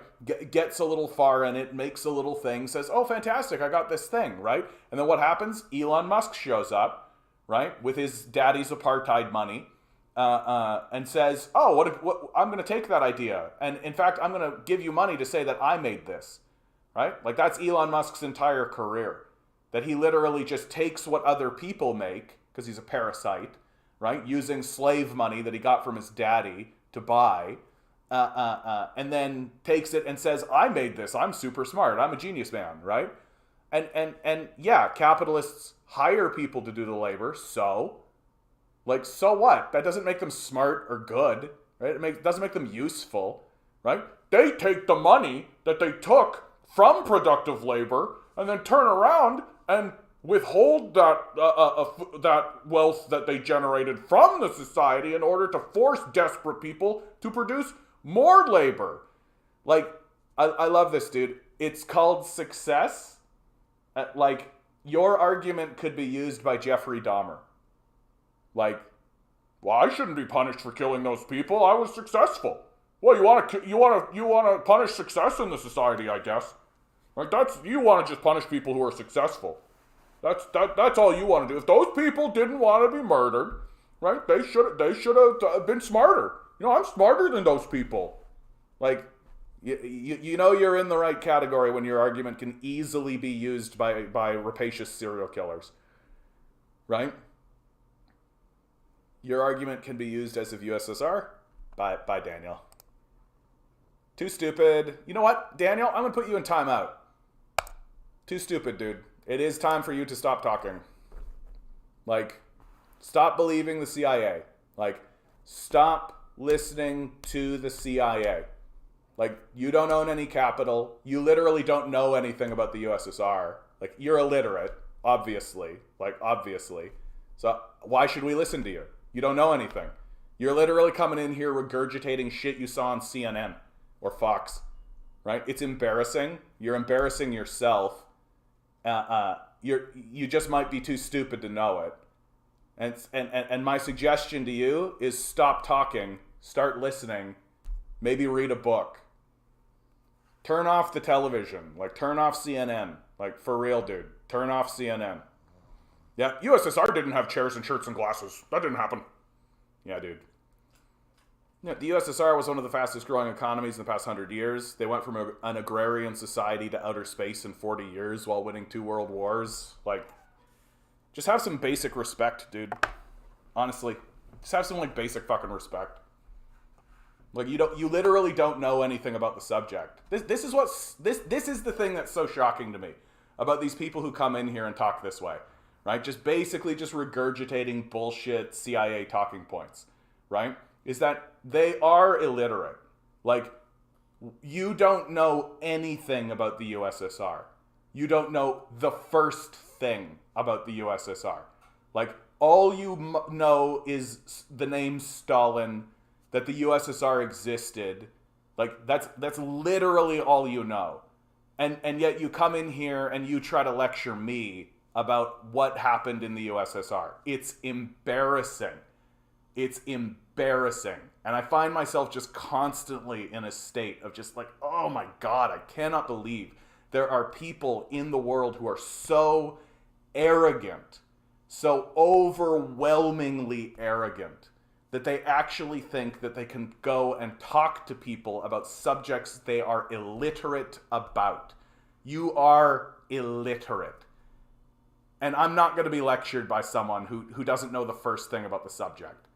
Like, it's unbelievable. But I suppose, like, I shouldn't be surprised. Like, Jordan Peterson went and debated Slojov Zizek and just got completely manhandled. Because he's so overwhelmingly arrogant that he genuinely thought that he could get into a debate with a communist that actually knew what he was talking about and walk away looking good, right? And Zizek didn't even like Zizek didn't take out a bat and beat the shit out. He didn't take an axe or anything. Like, Zizek basically just like was a big cuddly gummy bear who walked over and just like wrapped his gummy bear arms around Peterson and just like steadily like smothered him in the gummy bear juices and was just like, it's okay, Jordy. It's okay, Jordy. Yeah, you're okay now, buddy. Like, not only are the people who are coming in here saying this dumb bullshit illiterate, their heroes are illiterate. Like, that's the craziest thing. Like, the illiteracy is unbelievable. Like, unfucking believable. And it's the manner, it's the confidence that gets me the most. Like, people come in here and they ask questions. Like, they ask questions. They say things like, yeah, John, what do you think about this? Or like, hey, what about this event that happened? And hey, all that kind of stuff. And there is a way to talk to somebody to disagree while showing that you respect their position and that they might know something about the subject. But it's these people who come in with their cocks out There is no successful example of communism ever except China, Russia, Vietnam, Laos, Cambodia. The United States didn't blow up those places. Nope. They failed under their own weight. Yeah, absolutely. We're the greatest country. USA, USA. It's just the overwhelming confidence and the dead certainty of their unbelievable, unrelenting stupidity. Like, that's what gets me the most. That they are dead sure that the subject that they know nothing about is true. That their opinion of the subject that they know nothing about is true. It's unbelievable. Like, it's unbelievable to see. And I'm just staggered by it constantly. Like, you don't know anything. Why should I listen to you? You're fucking completely illiterate. Like, get the fuck out of here.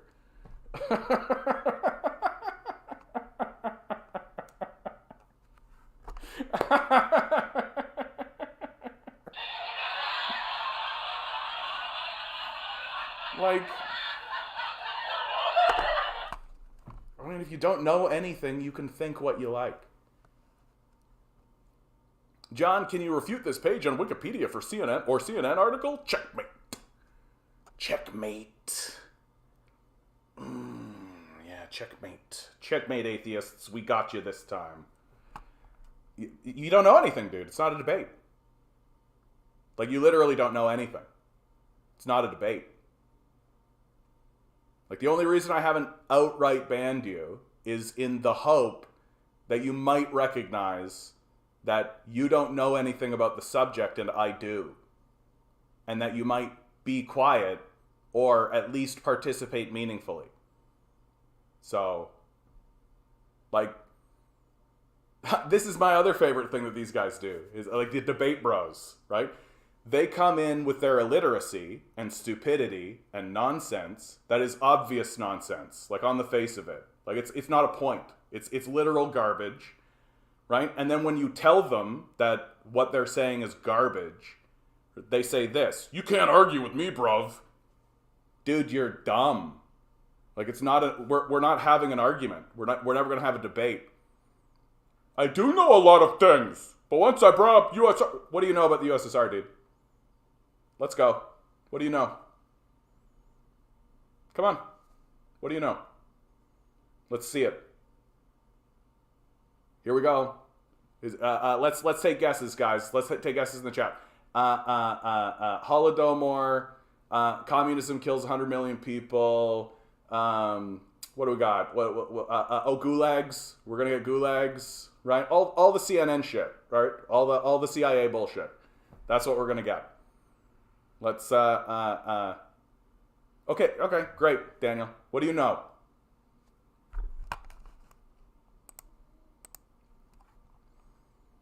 Where is your capital? This is the other thing I really love about these guys. Like, nobody has his ideology failed. I guess China just doesn't exist, dude. China just doesn't exist. Right? There's no such thing as China. Okay. Embarrassing, dude. You're every single thing you say is just more and more embarrassing for you. Oh, man. Yeah, the thing is, you don't know you're regurgitating CIA talking points. Yeah, you think that this is normal. That the vast majority of people think this way. But when you actually step outside of America, which is the most heavily propagandized country on the planet. Not close. Not even remotely close, right? But you obviously listen to the CIA, dude. Like, everything you have said about the subject comes from the CIA. Like, everything you have said.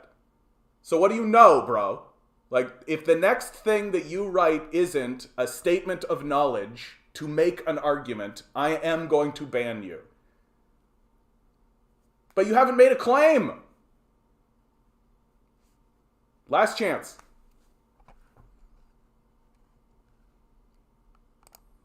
That's just trash. That's just trash. Like, Bye, Daniel. Too stupid. I don't think this guy even knows what a claim is. Like, I don't think he understands what an argument actually is. I don't need people like that coming into the chat and taking up all the oxygen in the room. Doug Ford is looking to cut costs in healthcare staffing, documents show. Ford is cutting costs at a time when Ontario's hospitals are overwhelmed. Documents from Ontario Health show Doug Ford's cabinet mandated the super agency to develop performance measures to find cost savings on staffing and equipment across the health system. According to Ontario's chief medical officer, the province's healthcare system is currently under extraordinary pressure as pediatric hospitals, intensive care units, and emergency departments are overwhelmed with patients after years of warnings about bed shortages and staff shortages. But according to the business plan for Ontario Health, the super agency created by Doug Ford in 2019 to find efficiencies in the health system, the system is actually spending too much. In the agency's most recent business plan, it boasts that it is working to quantify value-add opportunities for the health system and identify efficiencies, savings, and value creation. It underlines that this cost-saving program is to be done in collaboration with the ministry. In the near term, this is to start by saving funds in areas related to hemodialysis, sourcing, and acute care documentation. But, more broadly, it proposes to develop a vendor scorecard program that focuses on both services and goods to monitor cost.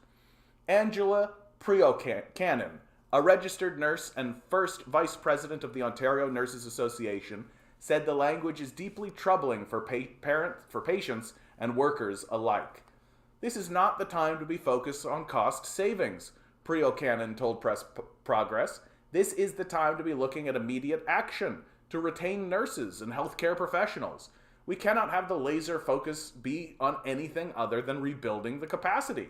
And cutting further comes with big risks. It's a vicious cycle, Priocannon said. At the moment, even in ICUs, nurses can be looking at 3 critically ill patients at once. Ugh, this is still happening, eh? Fucking losers. Among the deliverables quietly mandated for the agency last year was a plan to develop performance measures to track new savings on cycle time, or the time spent per patient visit and spend per full-time equivalent, or spending on staff. The business plan reads, develop performance measures that focus on operational excellence, such as cost savings, patient outcomes, cycle time, spend per full-time equivalent, quality, and provider satisfaction.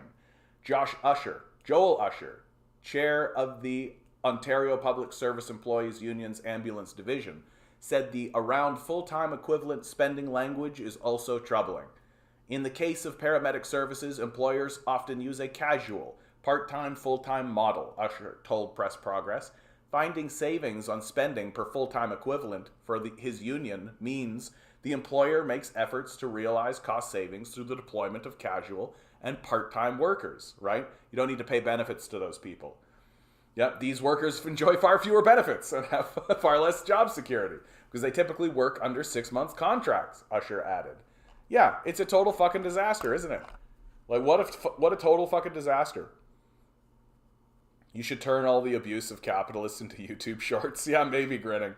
That's a hilarious idea, right? Like, it's what a joke. Like, I do gotta say it, right? Look, on TikTok, I've got four viewers now. I don't understand TikTok. It's what a crazy place. Yeah. Oh my God, CCP taking over John's screen. Yeah, exactly. Iligan disease. You got it, dude. No, I said it before, but I gotta reiterate it. It is absolutely, without a doubt, just the swaggering confidence, right? The swaggering confidence in their illiteracy that gets me the most.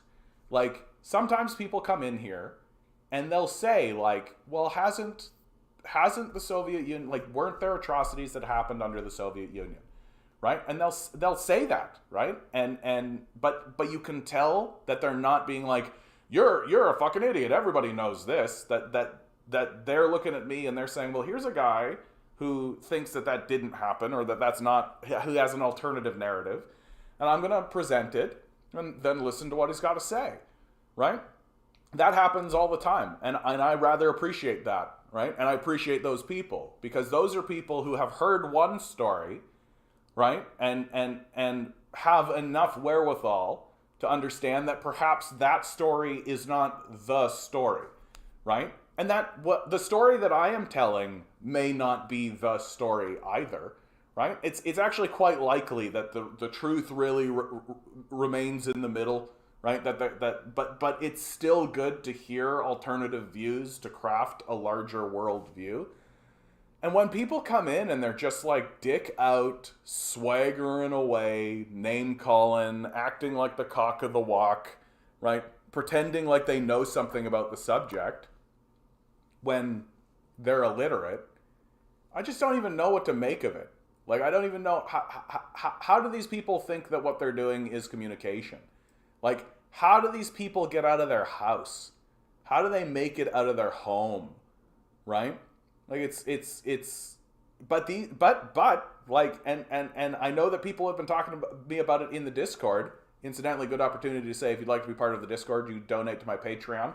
Gets you in the Discord. You can continue participating in all of this as it goes along.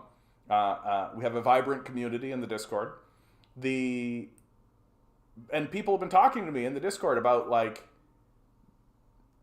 am I gonna yeah, those people are called Western politicians, John. Yeah, I mean, they, like, but these are the people that we have to talk to. These are the people that we have to talk to, and we're attempting to win hearts and minds. And I mean, some of them are too far gone. Like, some of them I think are just too stupid. Like, I don't think that they can or will change their position. That's something that's been very freeing for me, is the understanding that, like, there are people who just will not change their mind and are not capable of changing their mind. That, like, the way the system actually works is that the young come up with their own idea as they experience reality, and have to wait for the old to die. That's really what actually does happen. That as time passes, it isn't going to be that a bunch of boomers have a come to Jesus moment and go, oh, we're wrong, and oh, this whole thing, and we got to change our mind and vote differently, or support different ideas, right? It's that they're just going to die, right? And what's so hilarious about the way the Republican Party operates is that its policies, especially regarding COVID, well, it kills their own voter base. So they're getting into a position now where, like, there's terror in the Republican Party, because they're beginning to realize that they can't actually get the support or get the voters, that they might not actually be able to seize power if Gen Z and whatever comes after Gen Z, the apocalypse kids, if they actually vote, right? If they actually keep the Republicans out of power. Although, I mean, the Republicans took the House, so I think that narrative, we're not quite there yet. But they're worried about it for the long-term survival of the Republican Party, which, I mean, I wouldn't cry if that party collapsed. I mean, I wouldn't cry if the whole American governmental system collapsed. But that's just me, I guess.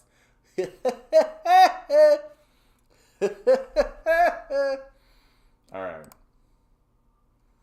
5 major storylines from the COP27 climate summit. Did you guys know? Oh, you know what I actually want to report on? This is what I really want to report on. UK quietly imports tens of million worth of Russian oil. It's from the Times. In July 2022, the ports of the United Kingdom received Russian oil worth $94 million. But according to this publication, officially, this import is not classified as coming from Russia. It came to the country through the use of loopholes and regulations that allowed the origin of the oil to be obscured. About 27 million of Russian oil has been delivered to the UK port of Lymington in Lincolnshire since March. However, the oil was registered as imports from Germany, the Netherlands, and Belgium. At the same time, since March, 10 British ports have received $919 million worth of Russian oil. Approximately $236 million of this came in June and July. Yet, according to official data, the United Kingdom did not buy Russian oil during this period. That's because the UK Office for National Statistics takes into account the sending country, not the oil producer. If the original producer of the oil is taken into account, UK imports of Russian oil in June and July were worth almost 95 million. The Times said Russian oil tankers can evade sanctions by pumping their oil into other ships while on the high seas, often disabling their GPS transponders, so they cannot be tracked while doing so. In one incident recorded in May, the tanker Mariner 3 left the southern Russian port of Tuapse with a cargo of 200,000 barrels of oil. After 5 days at sea, the vessel anchored next to a large tanker owned by Greek company Marinula. The ships halted near the town of Kalamata in Greek waters. Over the next 36 hours, both vessels were connected by large pipes. After taking on oil from Mariner 3, the Greek vessel headed to the UK coast, where it moored in Immingham and unloaded about 250,000 barrels of oil on June 6th. In early November, the UK introduced additional restrictions on the purchase of Russian oil. Meanwhile, the G7 countries and Australia have agreed to set a fixed ceiling for Russian oil prices, instead of the dynamic corridors proposed earlier. Like, how serious do we think the UK is about maintaining the Ukrainian war?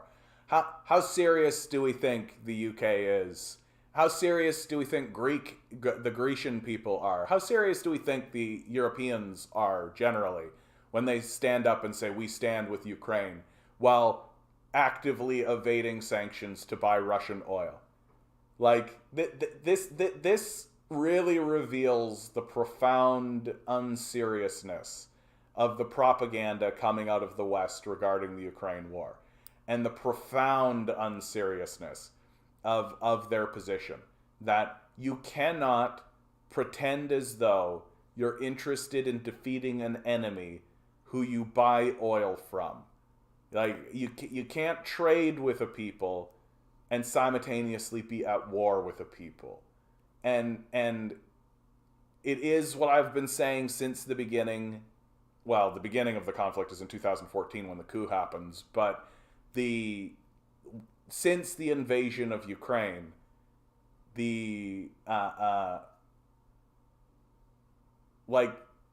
Russia is going to take the territory that it has declared that it wants to take, right? It already has the territory, right? It has succeeded in that, that its objective was the Donbass region and Crimea. It has control of those. It's the only nation that's actually putting new troops into Ukraine.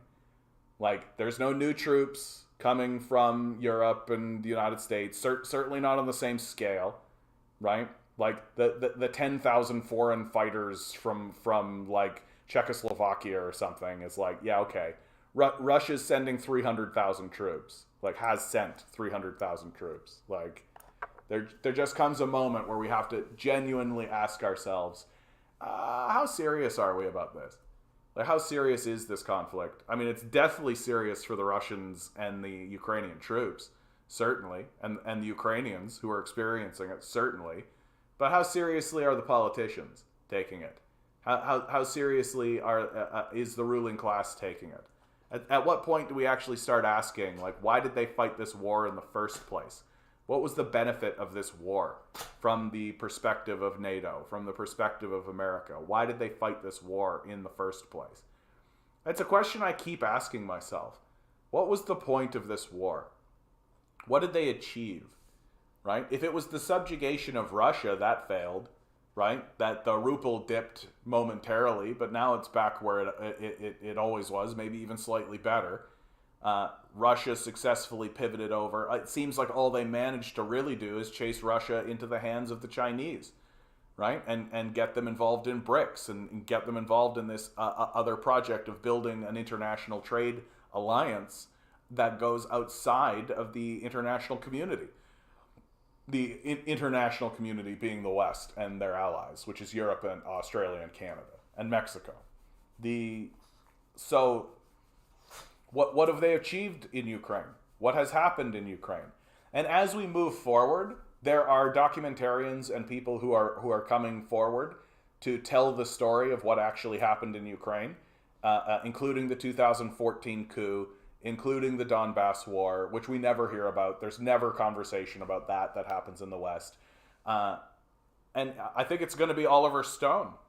That Oliver Stone's Ukraine on Fire was a really good precursor to give you an idea and to give you an understanding of what has kind of happened in the world, right? To kind of that what has happened in the world. That but now they're making a secondary one to really continue talking about the events that occurred and to actually tell the story of not only what has happened on the Russian side of that conflict, but what NATO has done this entire time.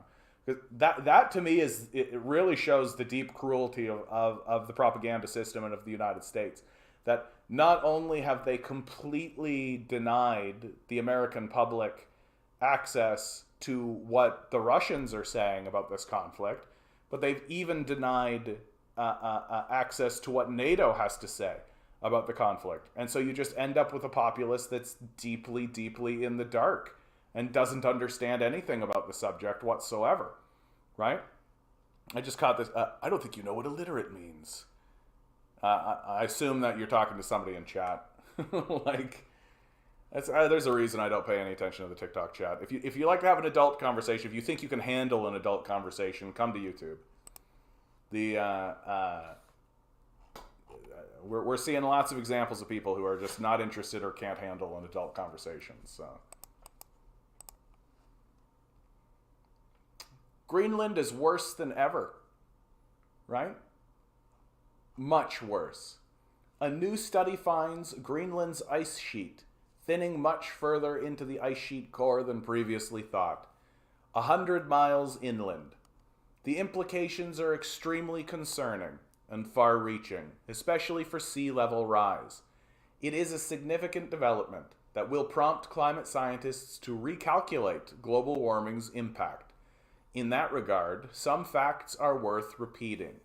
Here's one that cannot be told often enough because of the gravity of its implication for the 130 coastal cities of the world, each with over 1 million residents. During the 1990s, Greenland and Antarctica combined lost 81 billion tons of ice mass per year on average. A decade later, during the decade of the 2010s, the ice mass lost increased sixfold to 475 billion. It should be noted that it takes billions upon billions of tons of melted ice to move sea levels up appreciably up, which does give some pause to any immediacy of cities overrun by gushing water.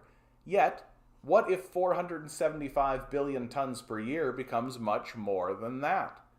Additionally, rehashing one more relevant stat, according to John Englander, the sea level expert par excellence, if we only melt 5% of global glacial ice, it's 10 feet of sea level rise. But how long does it take to melt 5%? Nobody knows for sure, but it's most likely well beyond 2100. What about only 2%? Again, nobody knows. By now, readers of articles like Greenland is worse than ever, much worse, must be getting accustomed to negative reports of climate change getting worse over time. In fact, relentlessly, year by year, it gets worse. Never better. It's like a terminally ill cancer patient knowing what to expect. Every checkup gets worse. Greenland just got an eye-opener. There's a good reason why climate change continuously gets worse. It's the failure of the leaders of the world to react to years and years and years of climate scientists' warnings, starting in the 1980s with Dr. James Hansen, formerly director of the NASA Goddard Institute for Space Studies. Global warming has begun, expert tells Senate, splashed onto the front page of the New York Times, June 24th, 1988. The needle to fix the climate change imbroglio has not budged since well before Dr. Hansen's speech to the U.S. Senate. Fossil fuels still account for 80 to 90% of energy use, the same as 50 years ago. Moreover, according to the International Energy Agency, fossil fuel companies plan on $1.5 trillion of spending for new production.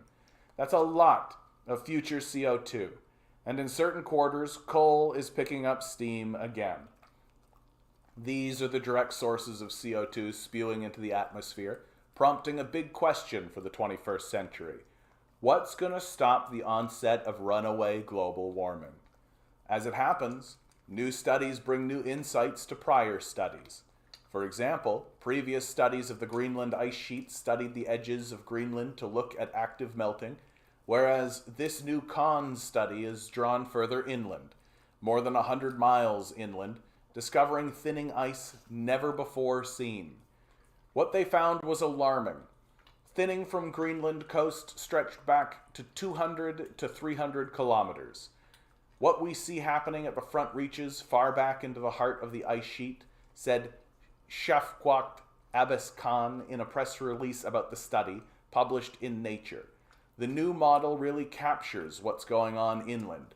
The old ones do not. You end up with a completely different mass change or sea level projection.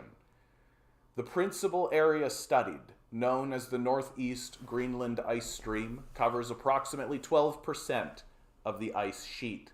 The thinning is estimated to add 13.5 to 15.5 millimeters to sea level over time, which is equivalent to the contribution of the past 50 years. More to the point, according to the scientists, the Negus could lose 6 times more ice than existing climate models estimate. Thus, it's getting much, much worse. 6 times worse than previous studies. 6 times is really a lot. Off the charts. Warm ocean currents that absorb over 90% of the planet's heat cause the inland disturbances. In 2012, the floating extension of Negus collapsed in an event that accelerated ice flow and triggered rapid ice thinning, spreading upstream by over 100 miles. One has to wonder if the integrity of the entire ice sheet is more compromised than ever before. In an article in Space.com, commented on the new finding, Greenland's largest ice sheet is thawing at a much higher rate than expected, a new study has revealed, suggesting it will add 6 times more water to the rising sea levels than previously thought. And the trend may not be limited to Greenland, scientists worry. Repeating that prior statement, and the trend may not be limited to Greenland, scientists worry, probably points a finger at Antarctica, where recent research has identified similar warm underwater currents eroding the base of ice sheets, for example. Thwaites Glacier, West Antarctica, the widest glacier on the planet.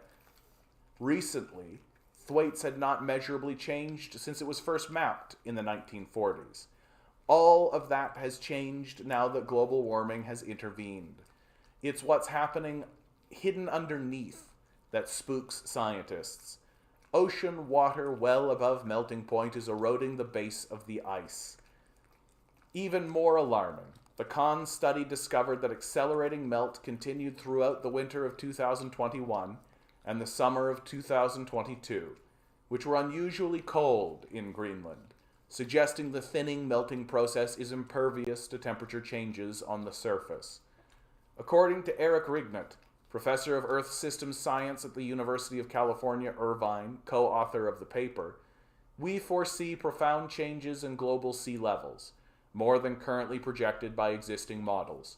Comments from leading climate scientists like Rignott say the study represents profound changes in sea levels, should alert world leaders to take action to convert fossil fuels to renewables post-haste. The CONS study was released as the world met in Egypt for COP27, seeking solutions.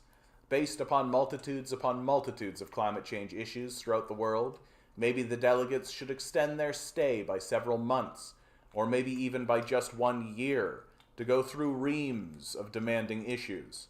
2 weeks of COP27 can only scratch the surface of so many pressing issues that threaten our continuance. Hopefully, COP27 does initiate real breakthrough enforcement mechanisms that compel countries to meet net zero by 2030, if that's soon enough. Instead, it's prudent, in fact smart, to make plans to adapt to fiercer and fiercer climate change as well as much higher sea levels sooner, rather than later. The Khan study, unfortunately, comes on top of a chilling statement by the world's leading Greenland expert, as mentioned on a Radio EcoShock interview. Earth has already committed to at least another foot of sea level rise from Greenland, no matter what we do. 5 major storylines from the COP27 Climate Summit. In 2022 United Nations Climate Change Conference, or the 27th edition to the Conference of Parties, came to a close on Sunday. Negotiators stayed in Sharm el-Sheikh, Egypt for 2 days longer than planned as they worked on the final text of the conference's agreement. According to CNN's Ivana Kotsova, Ella Nielsen, and Rachel Ramirez. Every year, nearly 200 countries meet at COP to discuss how to address human-caused climate change. Here are 5 of the major storylines coming out of this year's conference. Nations agree to create loss and damage funds. The countries agreed to create a fund that will support poorer nations that have faced the brunt of natural disasters exacerbated by human-caused climate change. These countries bear a disproportionate burden, and having contributed only a small percentage of the world's carbon emissions. Delegates did not decide the specifics of how the fund will operate. By the agreement, a committee with representatives from 24 countries will determine where the money for the fund will come from, what it will be used for, and the other details over the next year, write the New York Times' Brad Plumer, Max Barak, Lisa Friedman, and Jenny Gloss. Vulnerable countries have been seeking compensation for damages caused by climate change for 30 years, but wealthier nations, including the United States, resisted the idea. This year's breakthrough occurred because a coalition of developing countries stayed unified, CNN writes, and Pakistan, which faced catastrophic flooding this year, emerged as a leader, calling for the fund at the conference. So many people all this week told us we wouldn't get it, said Kathy Jetnil Kijinmer, a climate envoy from the Marshall Islands, according to Reuters' Valerie Volkovici, Dominic Evans, and William James. So glad they were wrong. Delegates take weak action on fossil fuels. While the Loss and Damaged Fund is a historic agreement, experts have pointed out a gap in the conference's resolutions. Countries did not make a move to begin cutting out all fossil fuels. Instead, the agreement only calls for a reduction of coal use and the phase out of inefficient fossil fuel subsidies, per CNN. It also did not ask countries to make stronger commitments to limiting global warming, per Reuters.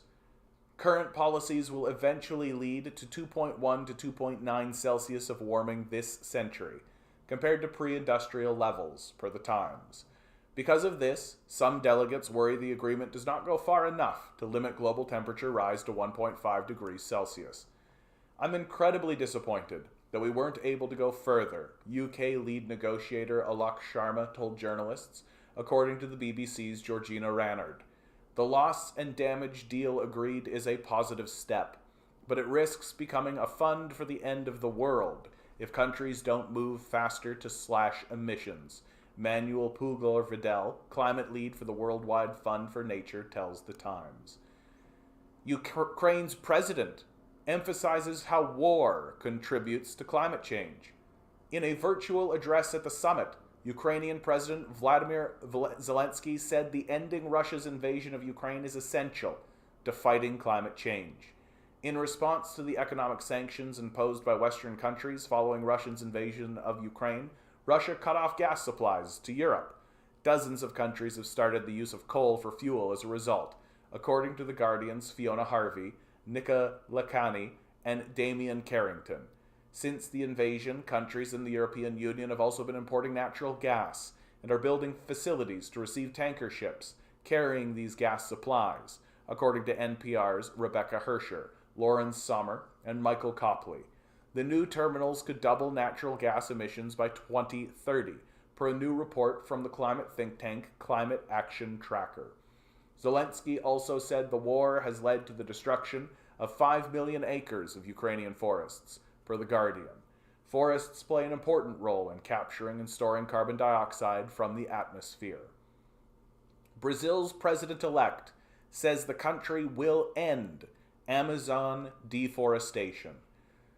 Luiz Inácio Lula da Silva, Brazil's president-elect, appeared at the climate conference and announced that his country will have zero deforestation in the Amazon rainforest by 2030, according to New Scientist Madeline Cuff.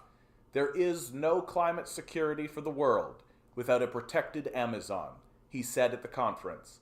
The pledge is a major reversal of the current administration's policies under Jair Bolsonaro, who oversaw a loss of more than 13,000 square miles of the Amazon's tree cover between 2019 and 2021. According to Monabé's Alec Lunn, 13% of the rainforest is destroyed per the publication, and this year, spurred by deforestation, wildfires in the Amazon reached a 5-year high. Despite Lula's optimistic rhetoric at the conference, preventing further destruction of the Amazon could be challenging, since right-wing parties have control of Brazil's Congress, per New Scientist. Authorities stifle protests. Historically, large protests have been a big part of the climate conferences, per CNN. Protests serve as a reminder to everyone on the inside, myself included, that we had to do more. Ines Yaber, a climate activist who has attended COP as a delegate 3 years ago, tells Wired's Gregory Barber. But this year, protests were only allowed to take place inside of a designated zone, which was located out near a highway and away from the conference center or any other signs of life, as The Guardian's Ruth Michelson wrote in October. Protesting is also mostly illegal across Egypt, according to CNN. The lack of opportunities to protest is taking the teeth out of climate activism. Dana Fisher, a sociologist studying environmental protest movement at the University of Maryland, tells Wired. On November 11th, 4 American climate activists were kicked out of the conference for briefly protesting during a speech from President Biden. After displaying a banner that read "People versus Fossil Fuels" and giving what they called an indigenous war cry, the protesters lost access to the rest of the summit, according to CNN's Ivana Kotasova. Inside the conference venue, that is supposed to be UN territory, Jacob Johns, one of the activists, tells CNN. For the UN to be denying people free speech in that space is supposed to be theirs is just, a slap in the face. And that kind of thing, the stifling of protest, is going to get much, much, much worse in very large and obvious ways. In the UK, they are passing legislation so that if you went to a protest 5 years ago, they can arrest you. That if you foment protest, if you do what I do, which is attempt to organize and join protest, you could be arrested if it was in the UK. And that's the type of legislation that we're going to see passed across North America and Canada as well. And don't make a mistake about it. As climate change begins to spread, as the sea levels come up, as people begin to take protest more seriously as an action that must occur, they will be confronted with legislation that sends them to prison for doing so. And that's just the hard truth of what's coming. Like, I read an article like this, and this is really what reminds me why, like, getting losers out of the chat, getting losers who come in with their dick out and swaggering around is, like, super important. Like, we're fucking adults in here. Like, this is an adult problem. This is a major, major crisis that we're facing, and we don't really have time to pay attention to these illiterate morons who are pretending as though they know what they're talking about when they don't know the first thing. Broccoli Cheddar Rice, I watched Ukraine on Fire the other day because you suggested it. Now, just trying to convince my family members to watch it since they don't seem to believe me about what's going on over there. Glad to hear it, Broccoli. Glad to hear it, man. The truth is out there. Like, it's so fucked up that, like, over here in North America, like, we literally do not know anything about the coup that happened in 2014 or the Donbass war, right? Like, literally, we couped the government of Ukraine and then sent people, and then sent the people who couped the government against ethnic Russians in the Donbass region and started to shell them. 14,000 people died. Like, and it's just, we don't know anything about it. We don't know it exists. We're simply not supposed to know and be informed about it. And that's been widely successful, right? Keeping the populace illiterate seems to be the most successful strategy. If these anti-communists had solutions to problems, they would be working on those things instead of trying to tell a random communist that they're wrong on the internet. I mean, yeah, but this is the thing, Compton. Like, their only statement, the only thing that these people have left, sounds like a you problem. That's all they have left.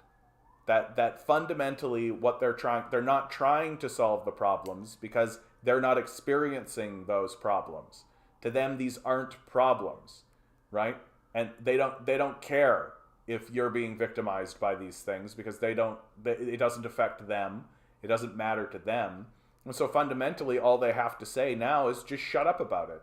Like that if you take the ideology that is being espoused by all of these right-wing grifters, all of them, like your Petersons, your Shapiros, your Walshes, right, the Crowders, right, and you boil it down to its base essence, fundamentally what they are saying is shut up.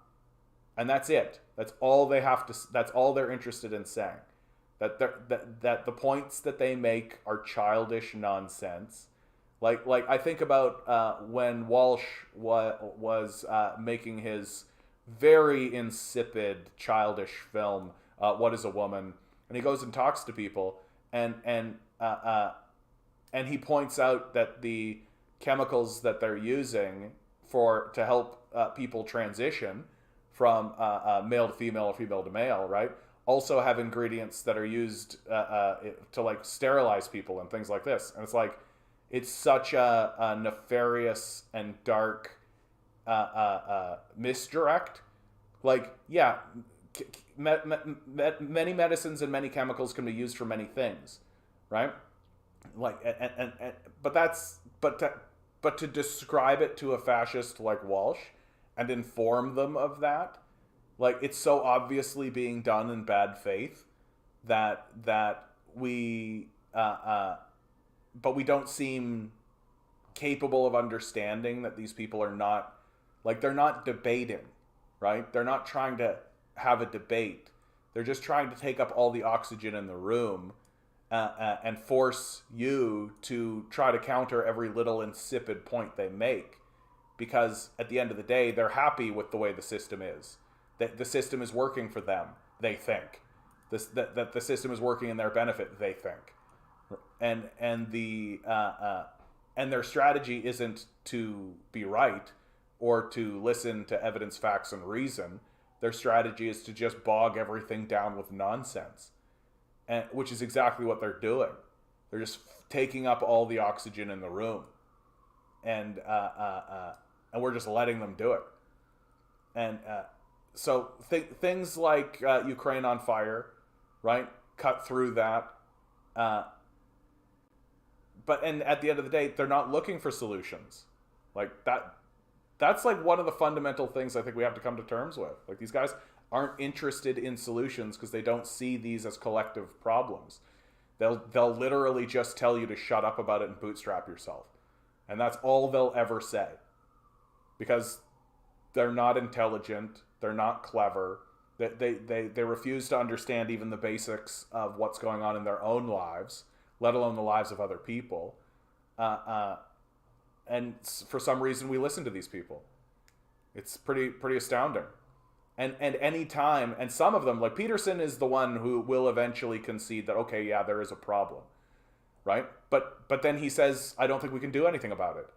And frankly, if you don't have a solution to a problem, then why are we listening to you? And why do you think you should be listened to, right? So there's a problem and you don't have a solution, then shut up. I wouldn't mind it being 5 degrees warmer in Pittsburgh. I just don't want the millions of climate refugees to come along with it. I think my favorite one is there was a fellow who used to be in here from Georgia, and I would point out to him that, when the sea level rise happens, you're going to get a lot of people coming up from Florida. And he went, oh my God. Yeah, most of them haven't even acknowledged the problem. Yeah, exactly. Like, climate change is a Chinese hoax. Like we're in a bad spot. We're in a bad spot. And Florida and other states made it legal to hit a protester with your car if you're in the street. Yeah. Like the fundamentally we are in a position, we are in a society that has turned against itself. I think that that's something that I try to articulate. And there was a fellow who was in the chat. I think his name was Carl. He asked me, what's the thing you hate most about capitalism? And it's that it's the structure of it means that we have turned against each other by design. That we literally cannot come together. That we are not all in this together. And then that is not a proclamation of a moral issue, that it is a structural issue, that we literally cannot be unified. We literally cannot be unified because the structure insists that we must be at war, and it's really annoying. Frankly, it's really, really annoying that we live in this position where we can't. It's really annoying that we live in this position of self-destruction and war with ourselves, where we're constantly fighting with each other and I'm just. It's sad, it's sad, and it breaks my heart to think about it and to talk about it. But I think it does need to be thought about, and I think it does need to be discussed, because I think if you don't discuss it and contemplate it and think about it and acknowledge it, you can collapse. It can really collapse you. Yeah, all the kiddies have left because things are getting too much for their Fortnite brains. Peace and quiet. Yeah, Ligon DZ. Well, I mean, I've got what, 3 viewers on TikTok? How you guys doing on TikTok? Hope you guys are doing well. Yeah, this place could be so cool. This place could be so cool. Well, now that things have calmed down a little bit, I haven't played any music on the stream in forever, it seems. So, I'm gonna get my guitar. This thing's probably gonna be out of tune. Here we go. Here we go. That's not bad.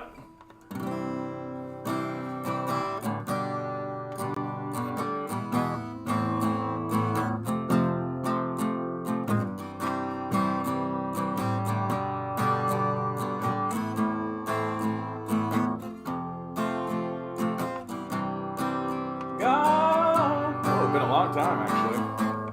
Maybe I'll do this one on the lower register, honestly.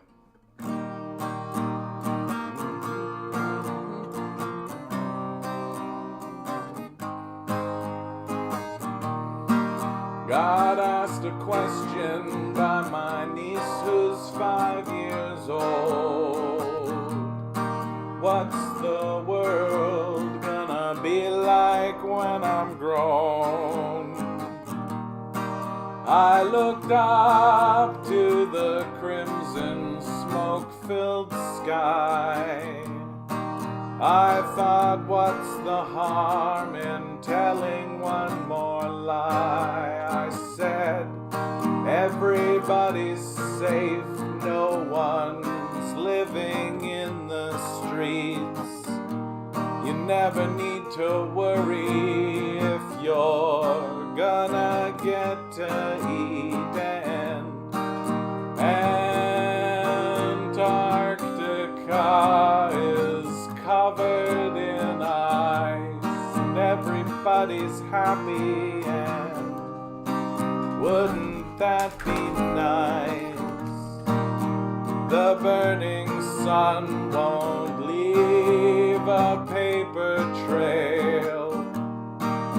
Why work so hard if it's too big to fail? And what's the point in feeding this machine if it won't make the world in our dreams where everybody's safe, no no one's living in the streets.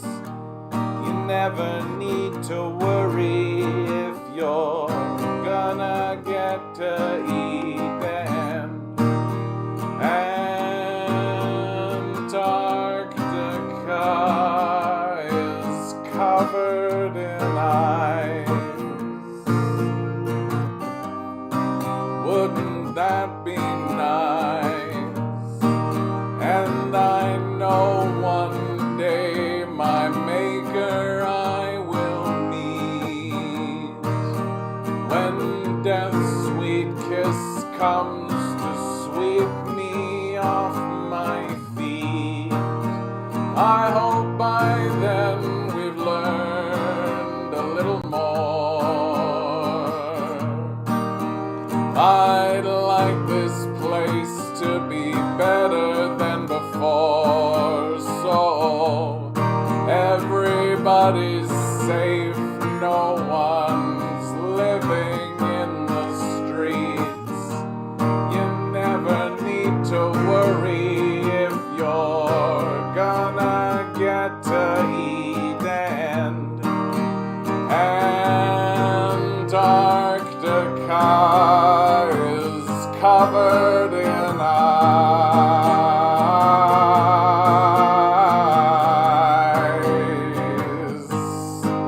and everybody's safe, no one's living in the streets. You never need to worry if you're gonna get to eat. And Antarctica is covered in ice.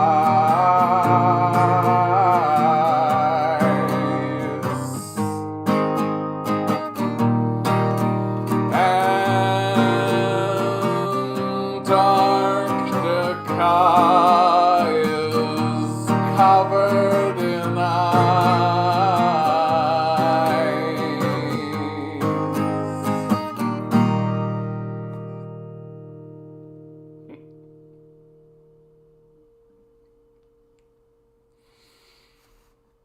And I still believe. I will always believe. I will always believe.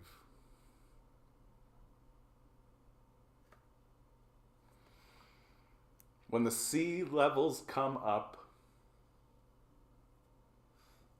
when the people flee, when the famines spread, when the fires spread, I will always believe that we can do it.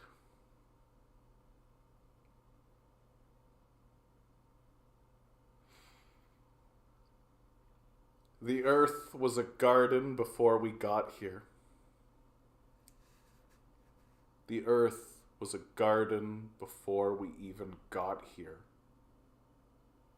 We were born into a garden, and we lived in that garden. And now we've made a problem for ourselves. A problem that we believe we can solve with products that we make. The earth is more than capable of healing itself. Thank you very much. It doesn't need our participation. We are not going to solve the problem. We are the problem. And if we want to be here to witness this great miracle of the earth healing itself, then all we have to do is stop.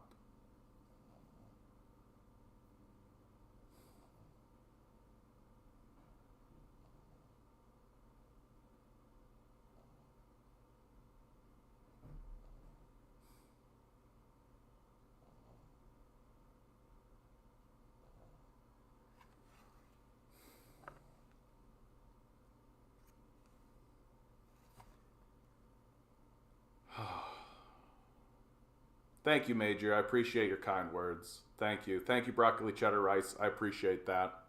Thank you for your kind words. Keep flickering out this stupid app. It's so fucking dumb. Queen of England, thank you. Thank you. This is the point where John reveals his evangelical roots. Is this the point? I feel like I've been talking an awful lot about that my whole life. I don't hide it. I don't hide it. I mean, the system that we live in, the earth that we live in, is much more powerful than we are by a lot. Like it's not close, right? Like that's something I find so funny, is that we as a species tend to think that we're, we are the kings of this place, and it's kind of an embarrassing position. Like we're not really in charge of this place. Like we're just the biggest shit.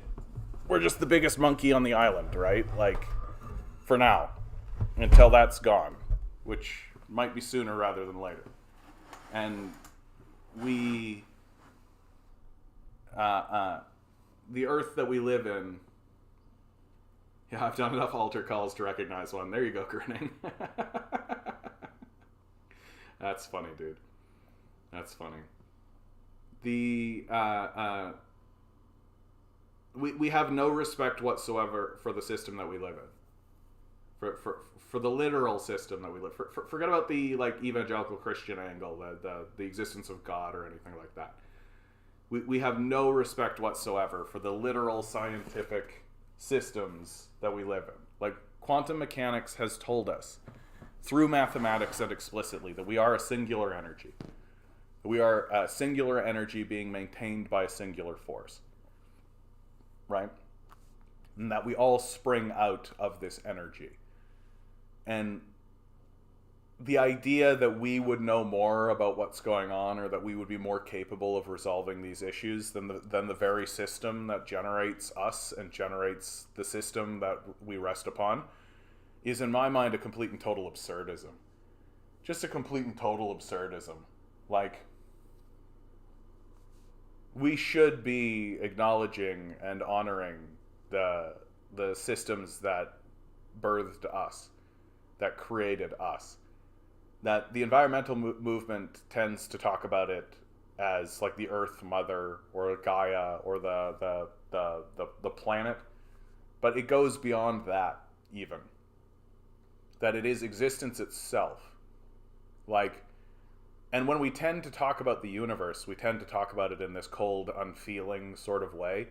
This sort of, like, people like Neil deGrasse Tyson will talk about it that way. How it's got the universe is cold and unfeeling and uncaring, right? Well, that's obviously not true.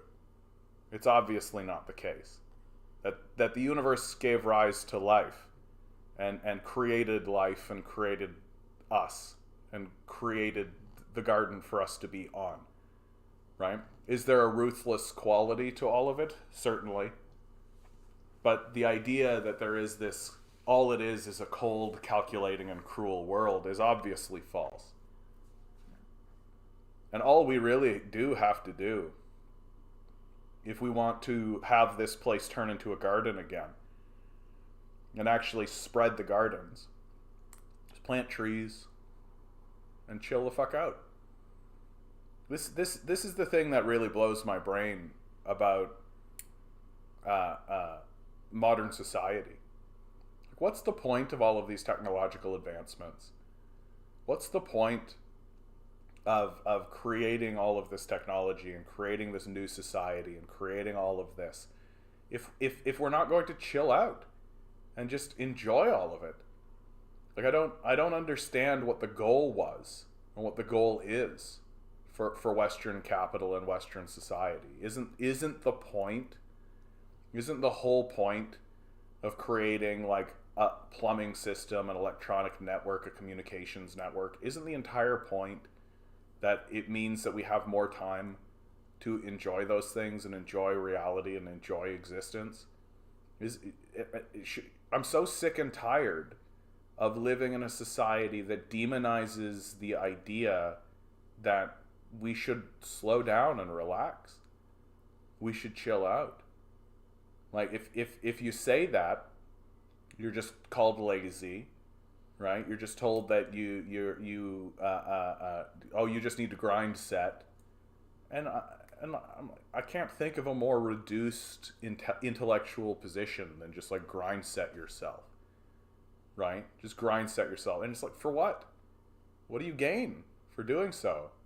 Yeah, you'll get your Bugatti, I guess, but then you die like the rest of us. Like, truly. Like, our existence is that we are randomly generated, right? Everyone is randomly generated.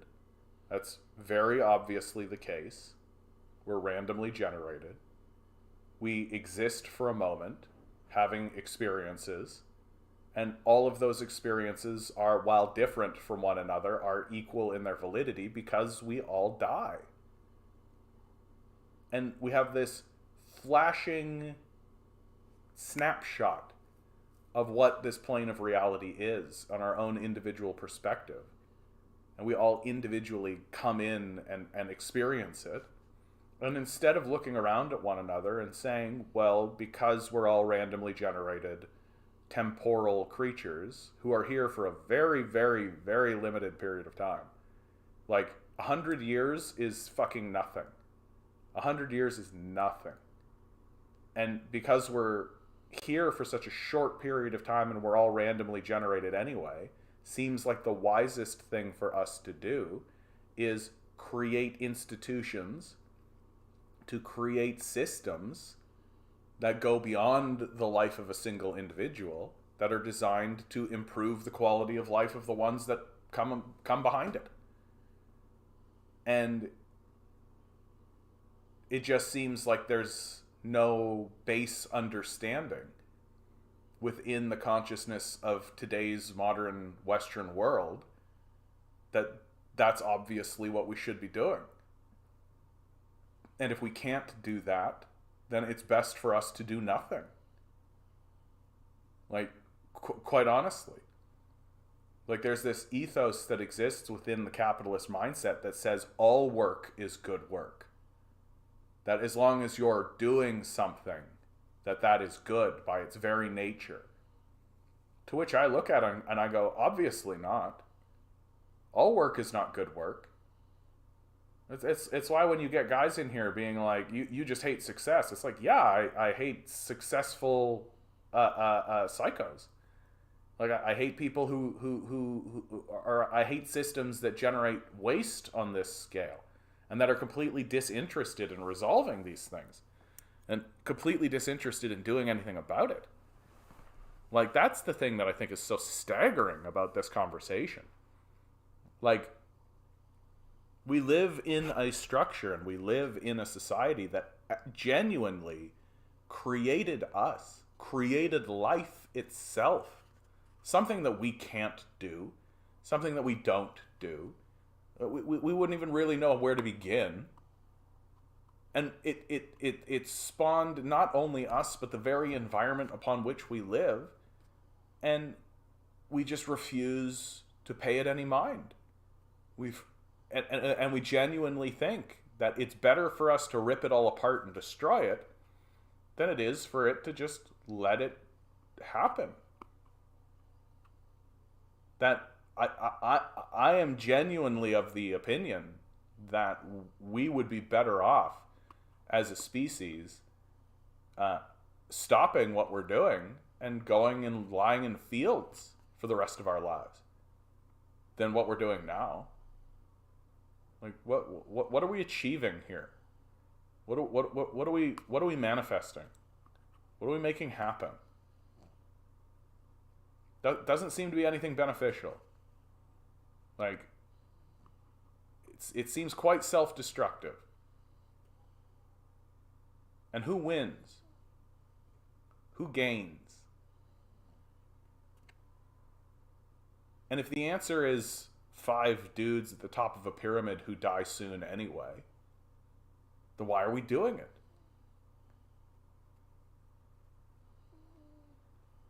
And to me, I think that's a very simple question to ask and a very simple thing to ponder on.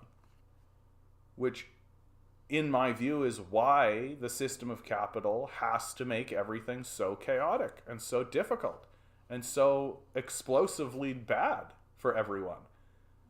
Because if we were allowed to pause for even a moment and ponder the nature of our existence and ponder what it is we're achieving in this fleeting, tiny, fractional reality that we exist in, if we were actually permitted to do this, every single one of us would realize almost immediately that what we're doing is idiotic. Like, it's anti-existence. It's not just anti-humanity, it's anti-existence. And that the forces of the universe have worked very hard and for a very long period of time to spawn life and to create systems, to create an ecological system. And I suspect it'll be goddamned if it lets some stupid monkeys ruin that. I suspect that that's going to be the position. Like, because that's all we are. Like, we have this grand idea, this ridiculous, like, manifest destiny and the greatness of the human species and all this kind of stuff. We are monkeys with guns. That is all we have ever been. And it may be all we ever are. And the idea that a group of fucking monkeys is going to challenge the forces of the universe and bend those forces to its will in order to, I don't know, drive fast cars? It's an absurdism on its face. And we will be punished for it. And it's not going to be small what happens. Like, it's not going to be small what happens. And to defend itself, the system of capital will simply exhaust everyone so that they can never pause for a moment and see it for what it is. Because that's obviously what's happening. Like, and our children are not going to forgive us. I think that's something that I take a look at these boomers who are dying off, thankfully. And I just think, like, you guys are literally going to your grave thinking that you're some great generation, thinking that you did some great shit. Like, your grandchildren will remember you as very evil. It was a very dark people. Because not only were you and are we a people who are waging war on ourselves, not only are we a people who are waging war on our own environment, but we're also a people who are waging war on the very idea of existence itself. That we are literally walking around saying that the individual matters more than the forces of the universe. It's breathtaking. It's breathtaking in its small-mindedness. It's breathtaking to see. And again, I go back. It's the confidence. It's the confidence that gets me the most. That these people are walking around espousing an easily falsifiable doctrine while being the most illiterate people in the room. And they are doing so with a staggering degree of confidence. These are Nietzsche's last men. Like, and our children will not forgive us. And they are right. And they are right to not do so.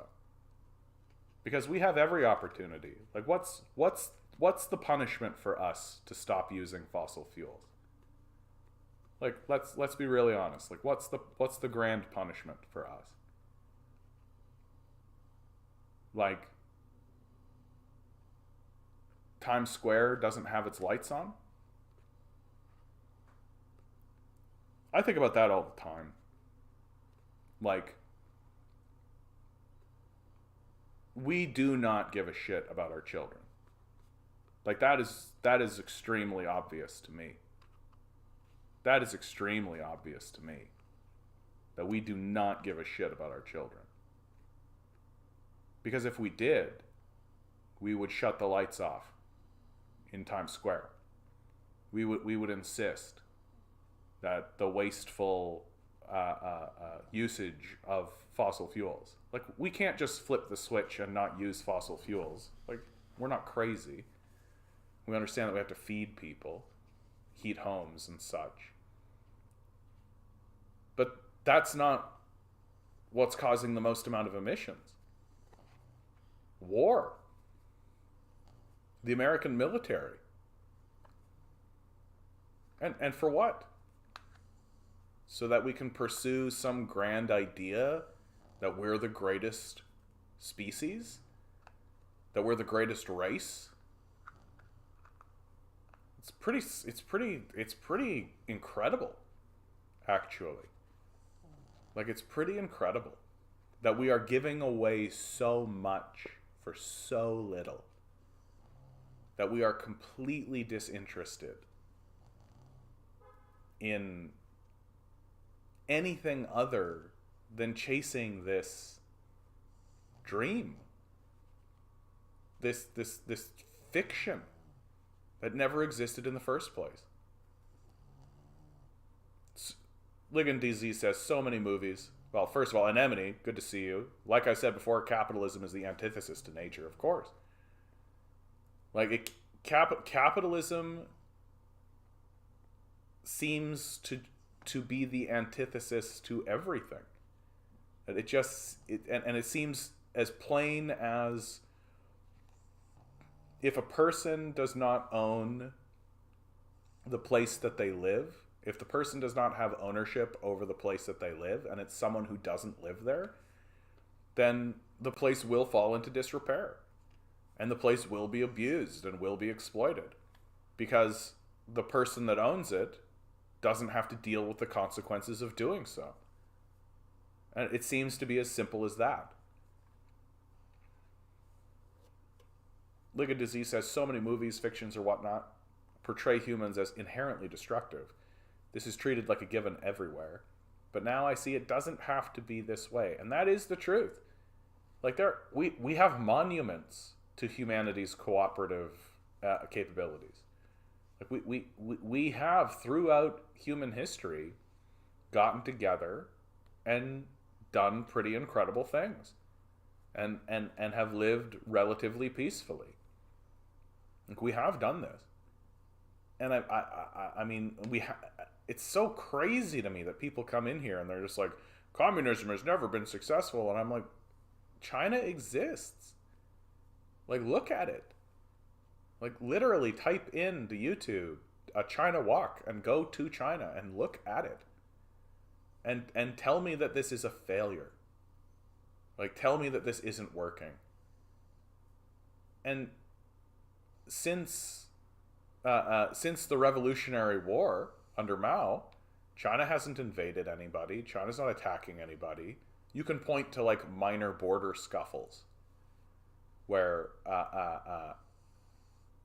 needing to deal with refugee crisis or something like this.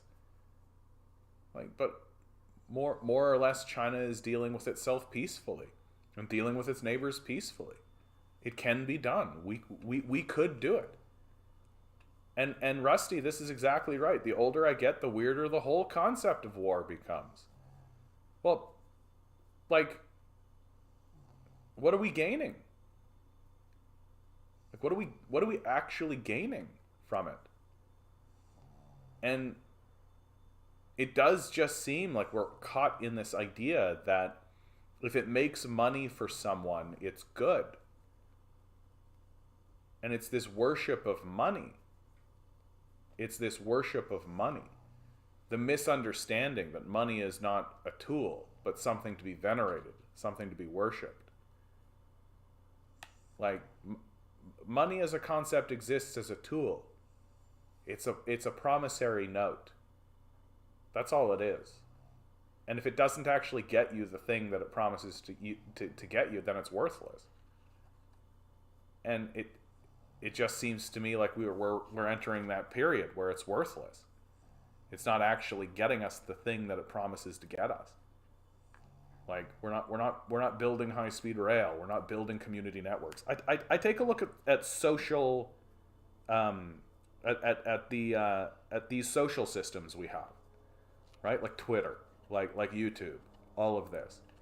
And I've been listening to Bo Burnham talk about it, and he's talking about it very, like, these institutions are structured to get your engagement, and that's exclusively what they want. That capitalism colonized the land that it could, and now they have turned and they are attempting to colonize your time. And what they want more than anything is your engagement. And if that means that they need to get you in a state where you're in a constant argument and you're fighting all the time, because that's when people tend to engage the most, then that's what they're going to do. And instead of that, we could have these social systems actually be useful to us. So instead of simply being a place for people to come and bicker and bitch at one another, right? Like politicians are having conversations about enormous, massive scale issues on Twitter. What the fuck are you talking about? And something even as basic as like, hey, is there events going on around me? Is there something in my neighborhood that I should know about? Well, these social systems are not, this social network is not built to accommodate that. They don't care about that. And in fact, they're disincentivized to actually inform you of any of that. Because if you find out about an event that's nearby, then you're going to go do that event and you're not going to engage with the social media. That's what they want. Like, they want you to just be looking at your phone. They don't want you to go out into the world. They don't want you to exist in nature or in events. They don't want you to know who your neighbors are.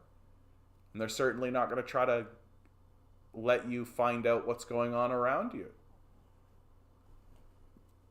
And if it's not going to do that, then why are we permitting them to be in the hands of private industry?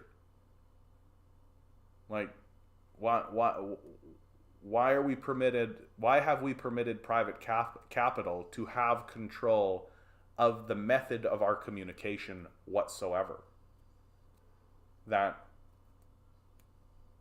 we could come together, discuss what we would like from these social media apps. And what I would like from these social media apps was I would like them to connect us to people who live by us and live near us. That I could be scrolling through TikTok and then I would flip and there would be somebody who would be like, hey everybody from my area and in my neighborhood, this event is what's going on. Come. And have that be baked in. Have that be part of the experience. But they're completely disincentivized to do that. And that makes these social media systems almost worthless as organizational tools, which seems to be the goal more than anything. Especially as the system of capital makes it so that we need to organize faster than this. That we need to be organizing ourselves faster. But we're being robbed of the tools in order to do it. Because the people who control the organizational tools and the communication tools are people like Elon Musk, Mark Zuckerberg, like who are completely disincentivized to allow us to reasonably organize.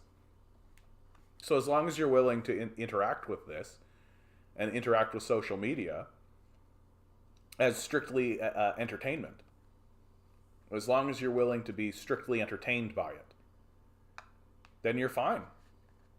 Right? It's essentially America's Funniest Home Videos.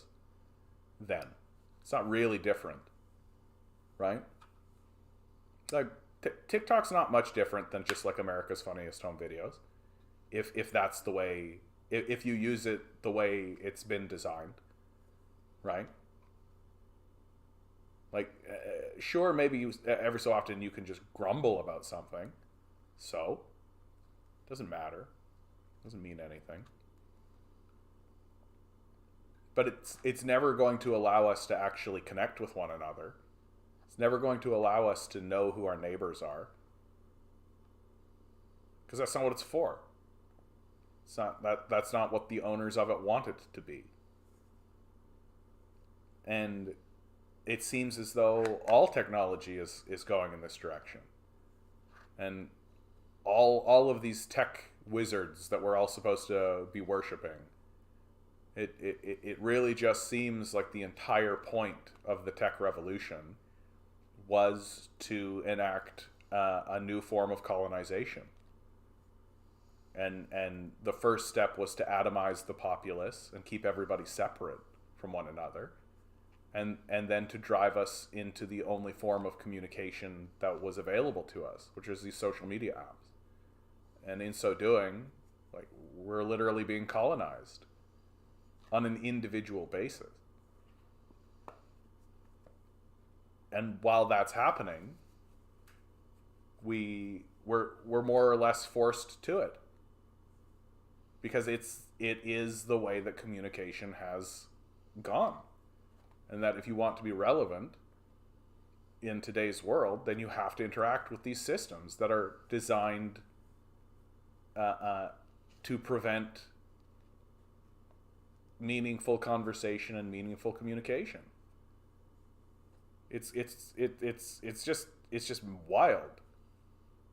It's just wild. And here's the best part. And then if you say something that the ownership of the system doesn't like, they won't blacklist you, because then you could meaningfully actually say I've been silenced and canceled.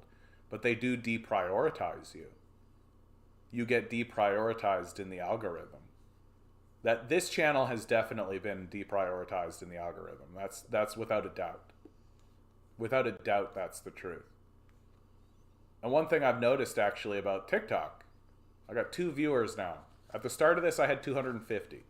Yesterday, I had 250. The day before, I had 250. Now I got 2. I think it's because I started talking about the Ukraine war. I think the algorithm picks up the word Ukraine. And I think that just kills it. It means that when people leave, the algorithm doesn't suggest it to other people. It doesn't matter that I have 4.1k likes. It doesn't matter. That the algorithm just goes, oh, we're talking about Ukraine. Yep. So when people leave, we just don't show it to anybody else. Right? So these social systems actively censor and actively purge, while we're simultaneously driven to use them, and we don't have an alternative. And then people come on here and tell me that the communist nations censor people. Like the Stalinists didn't have this kind of censorship. This degree of censorship that we're experiencing in this society has never been met in the history of societies. Like this is incredible what's happening. Absolutely incredible. The complete omission of the Donbass war. The complete omission of the Donbass war. It's total elimination from the basic understanding of the events that happened before the Ukraine war, to me, has been absolutely astounding to watch. that going through it, like I was being overtly purged from lots of different Reddits and lots of different stuff. But I always accounted that to be, individuals who just didn't want to hear it. But then my subscriber base dried up on YouTube. And now if I talk about it on TikTok, the viewership goes right down the toilet. Like, it is obviously happening actively. It is obviously happening actively. And it's very, very obvious that our entire system of communication, which is now run by robots, which is now run by algorithms, it is obvious that they are desperate to keep the Donbass war out of the consciousness of the public.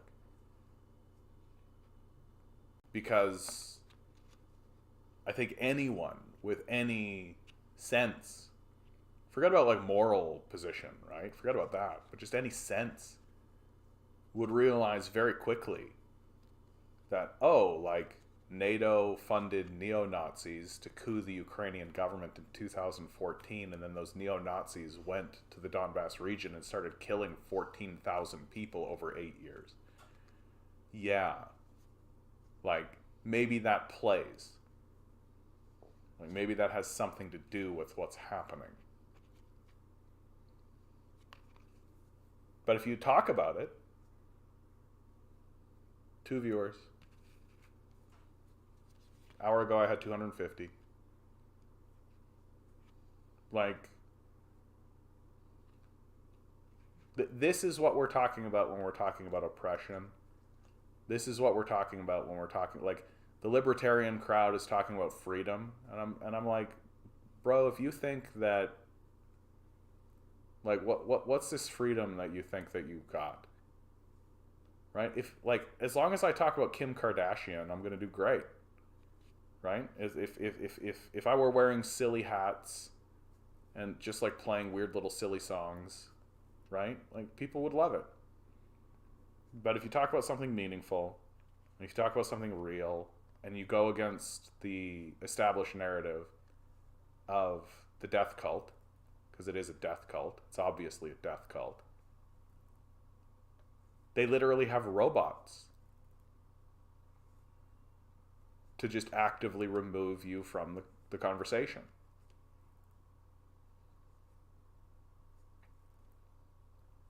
Like, Ligand Z, you said in the Discord, you said you thought that I was going to burn out from dealing with this influx of TikTokers, right? The kids and all of that. And I don't find that to be a struggle. Like, I don't find that to be a struggle. I find it to be a kind of annoying from time to time in the moment. And, you got to do what you got to do. You got to get rid of these people. No, of course. And I appreciate your concern. But what I'm talking about now, I find to be much more, this has much more weight to me. That if you stand up and tell the truth, you are silenced. And they don't need to come to your house, and they don't need to kick in your door. They don't need to shoot you. They don't need to delete your account. They don't need to purge you. They don't need to do any of that. They just don't show you to anybody. That's all. They just don't show what you say. That if I was standing here saying Putin is the new Hitler and we gotta stop him and all of this, I'd be fine. I'm sure I'd be a very popular channel. It's not true, but I'd be popular. And that's the most frustrating part of doing all of this. That's the most frustrating part of all of this, is watching people who I know are frauds gain millions of followers. And because it goes the other direction too, right? That the people who tell the truth are censored, are removed from the conversation, right? They're just not shown to people. That maybe I would talk about the Ukraine war to 200 people, and then those 200 people eventually swipe and go away, and then it's just not shown to anybody else, right?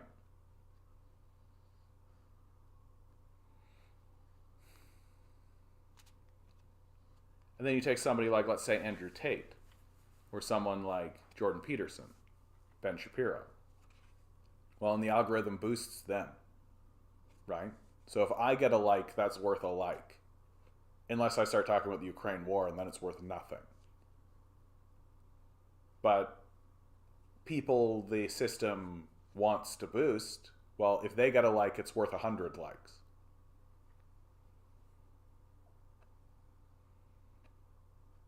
Conton says, I just realized all the kids from TikTok are all Kunos from DE. I don't know what that means, dude. Did you just make me say something filthy? I hope not. I hope not. Oh, Kunos from Disco Elysium. Yeah. Yeah, Kuno. I forgot about Kuno. Dude, I gotta play Disco Elysium again. The last time I played Disco Elysium, I was like, I'm just gonna be a big, strong guy and beat everybody up. That's all I'm gonna do. And I lost interest pretty fast. Disco Elysium's a masterpiece of a game. A true masterpiece. That they have done so much work on allowing you to go through the events of that game and craft yourself, or the avatar of yourself. Like the brilliance of Disco Elysium is that the events that you go through are the events that you go through, right? Like you show up at you wake up in the room, you discover the body, you investigate the scene, you go talk to the strikers, you go talk to the big fat guy, you go find the car, you go make the discoveries. I'm trying to make it not so spoilery as I go, but the events that occur are the events that occur, and they can't not be the events that occur to a certain degree. But as you're going through them, they've created this such a enormous.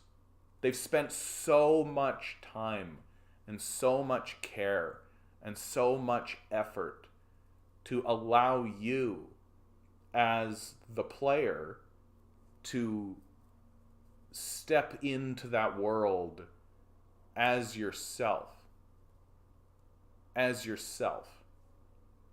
Or at least as the character you would like to be. And they've given you so much.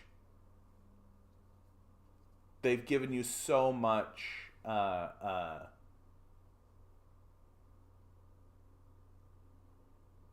dude, I don't understand what you're saying to me, Cotton. What the fuck are you saying to me right now, bud? How many people are in the chat? Let's do it, Cotton. Let's get specific. There's only 5 people in the chat.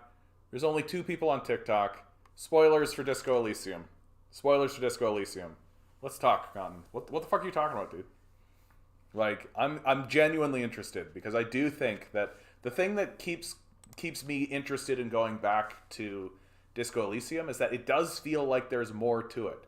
It does feel like, even though I enjoyed the game I played when I played it the first time, I do feel like there is some other stuff. There's something there that I think I may be missing, and that's to me, that's part of the brilliance of the game, is that there is always sort of this haunting underpinning of that when you made a decision at some point that it could have gone a different way, and that kind of haunts you a little bit, that you are sort of curious about what it could be and what could be revealed, and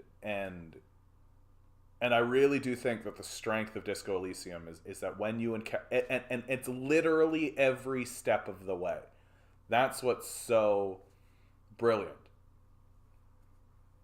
No, there's just some flavors. The way things say shit, talk about things, it all seems like some supernatural state. It doesn't feel grounded in the reality.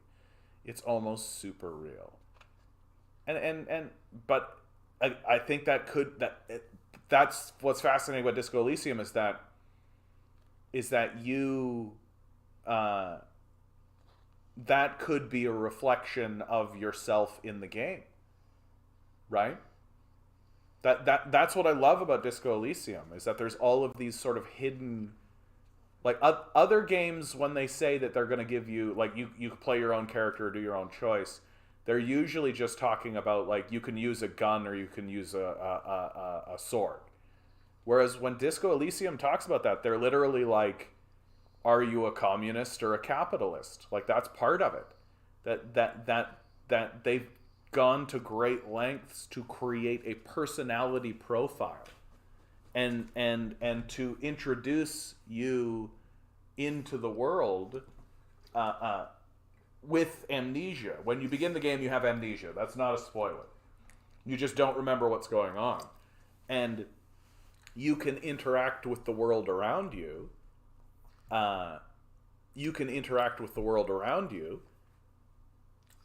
From that position in whatever way you like, and by doing that, discover the type of person that you are, and discover the character, or at the very least the character that you're playing and the character that you would like to be. But because it's literally every step of the way, because it's every character and every decision that gets made along the way, it ends up manifesting you. It's almost impossible, right? That you, when you have to make a dialogue decision, you're not when you have to make a dialogue decision, you don't sit there and be like, oh well, what would my character say in this situation? You end up just saying, well, this is what I would say in this situation. And I think that's why when I tried to do the run with the guy that was he was all strength and he just wanted to go around and beat everybody up, I quit very quickly because it felt so false. It felt so phony. Because I knew I wasn't that person. I wasn't really enjoying it. Because it's not how I would interact with the world. It's not how I interact with the world. And what I think is really interesting about Disco Elysium is that I think that if you played that game as a younger person, and then you played it again like 20 years later, I genuinely think that you would have even though the events that occur would be similar, I think you would have a much different experience, and that the person that you created would be a different person. I think that that's really the truth about Disco Elysium and the brilliance of that game. The absolute brilliance of that game. That's why I don't think I'll ever play the sequel.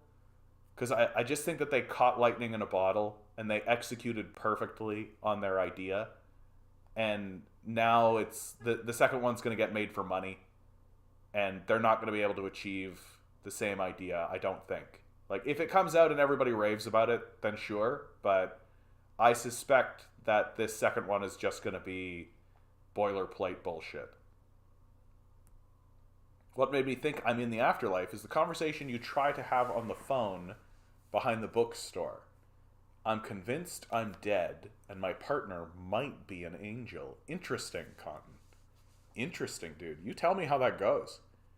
Because that's just it, given the... Oh, yeah, Disco Elysium sequel's been in the work for a while. Disco Elysium sequel. Disco Elysium 2. Yeah.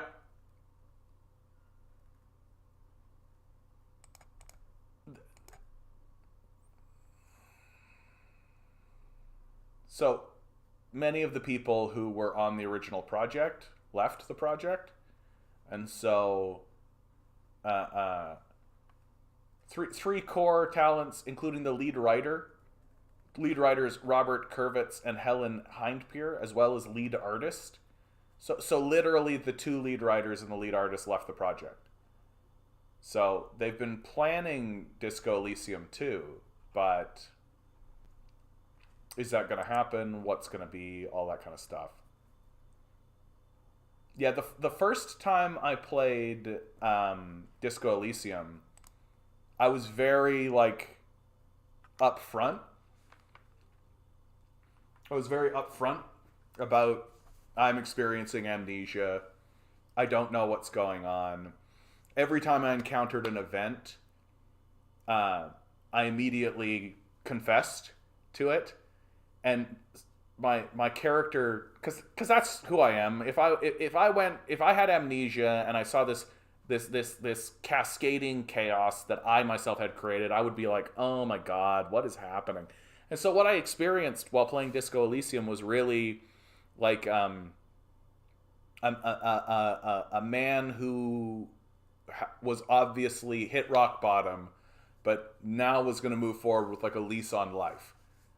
That's essentially what happened in that game for me, which was it was a very beautiful experience. That there's a man that hits like complete drop bottom, hits just rock bottom, and then basically goes on like an apology tour. And I think my favorite thing about this experience was that eventually the game spits feedback back at you. And so what it spat at me was, oh my god, are you just the guy that apologizes to everyone? You're just apologizing to everyone, bud. And I'm like, well, I am. I'm very, very sorry for all of the inconvenience I'm causing.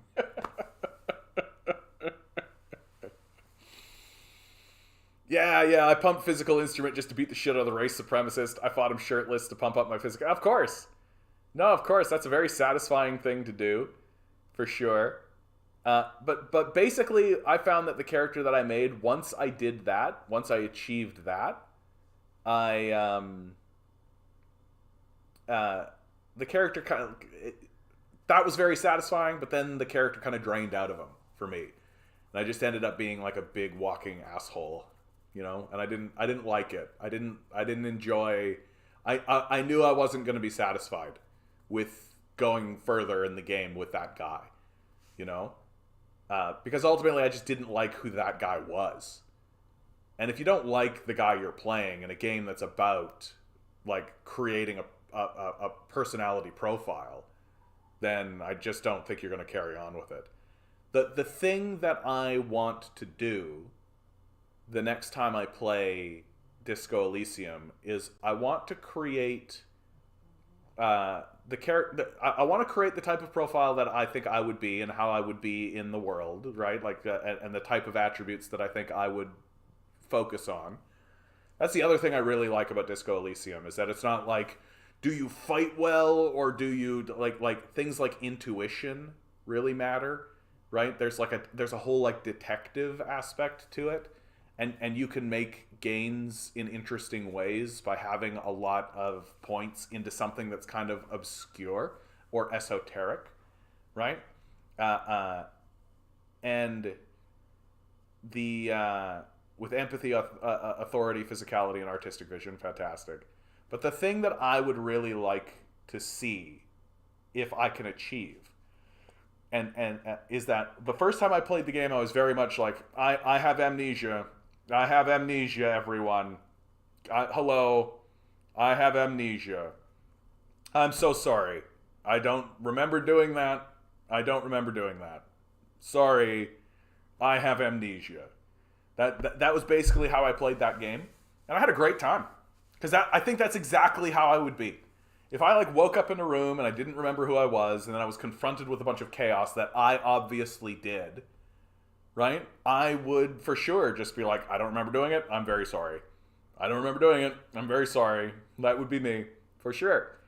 But what I want to do the next time I play it is I want to see how far you can get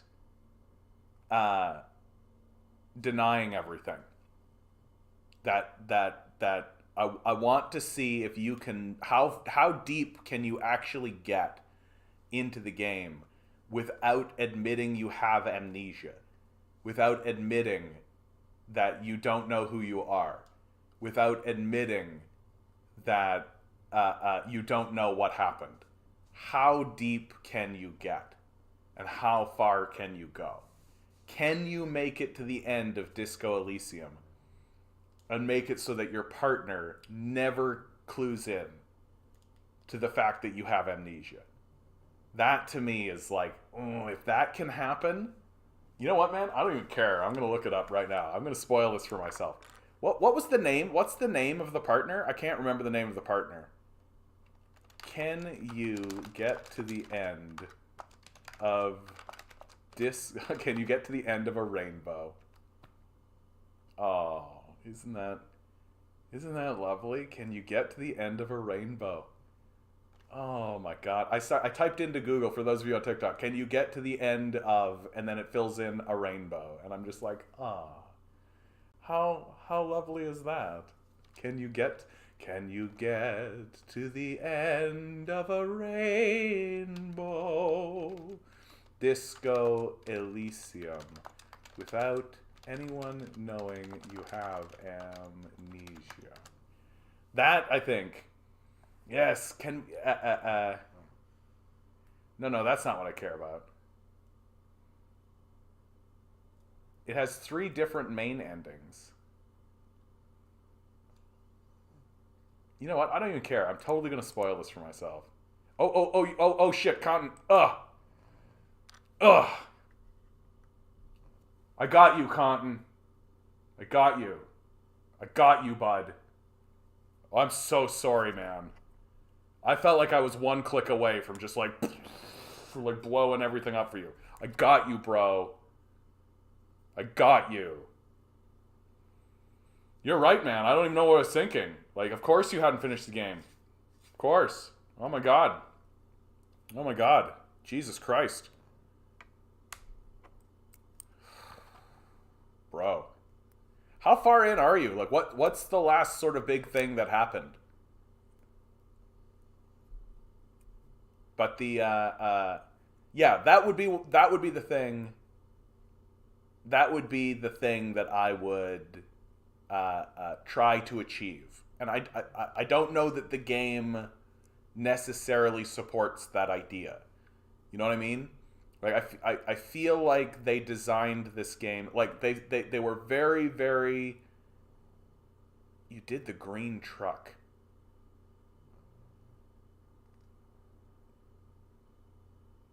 The green truck. I don't know what you mean, but that's okay. But like, they've done such a good job of allowing you to have this like personality profile, right? Yeah, sorry about that, TikTokers. I'm like, they've done such a good job of giving you this personality profile, but I think that might be like, most games are like this, that they'll give you a certain level of freedom, but there is something. Shit's about to get real fucked for the Union. Yeah, there is something about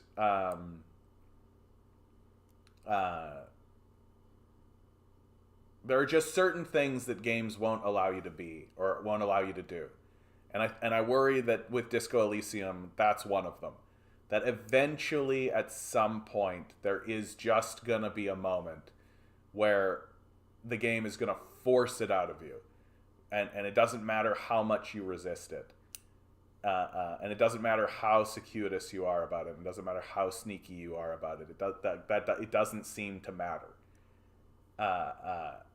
And I worry that it's going to be like that with this game, and that I'll try to do a playthrough, and then at some point the game will just be like, come on, bro, like, tell someone you have amnesia, or like someone's got to figure this out, right? That you don't know what's going on. And or that like your partner will eventually just like admit that, yeah, I figured out that you had amnesia, you know, and that there's just no route, and there's no way for you to play that game where you could make it to the end and people will be like, yeah, what a normal guy who's living his life, you know. But that would be my goal. That would be what I would try to do. If I shouldn't say if, when I play Disco Elysium again, I'm definitely going to go back to that game, So it's such a good game. And what's interesting about Disco Elysium is that it's really hard to describe it as fun. You know, like it's not fun. Some games I play strictly because when I play them, I'm having fun. But I do think that Disco Elysium is one of those games that somehow manages to like it does kind of teach you something about yourself. That's what I think is really interesting about Disco Elysium. That like it's so rare to find a game experience that allows you to interact with it in this way, that you can go through that game and then you can kind of think back on how did I act in that world? How did I treat people? How was I interacting with people? And I really think that you can learn something about yourself through playing Disco Elysium. It's video games are so fascinating in that way. And that's sort of always been the promise of like open world video games, and the idea of like you can be yourself in the game world, and that you can learn something about yourself, and you can kind of come to terms with certain aspects of yourself that you might not otherwise be able to do, or if you do, it'll be in much more dire circumstances. Like, I feel like everybody comes to terms with the fact that we all kind of are psychotic murderers, right? Like, everybody plays Grand Theft Auto, and everybody beats the shit out of somebody, right? We all do. Like, everybody does, and we all revel in it, right? And so it's like we kind of have to come to terms with that. Every single one of us has this kind of schadenfreude, and we're like, hey, eat shit, right? You get to, like, fire rockets at cop cars and shit. And so obviously we want to. Obviously there's a part of us that's just like, ha, yeah, motherfuckers. But we're doing it in this sort of consequence-free environment where it doesn't matter. And we know it doesn't matter. There's a save space. So literally there's like a safe space for you to do this shit that you've always wanted to do. And it's like, that's interesting. Like, to me, that's a very interesting admission. Like, and it seems like it's just like casually admitted that we love that. And I think that about like fighting games. Like we obviously want to beat the shit out of somebody. We obviously want to fight. We obviously want to do this shit. But to learn these things about ourselves in a safe space, which is what video games are providing ultimately, is a safe space, I think it's very interesting. It's just that Disco Elysium has pushed it into like a much more specific kind of way, a much more specific style of storytelling that I've never seen any other game attempt in the same way. And not only just attempt, but succeed. Like, they really do succeed. Like, I genuinely believe that my playthrough of Disco Elysium will be intrinsically different from someone else's playthrough. Because there's just so many opportunities to change the type of person you are, to interact with the world in a different way, to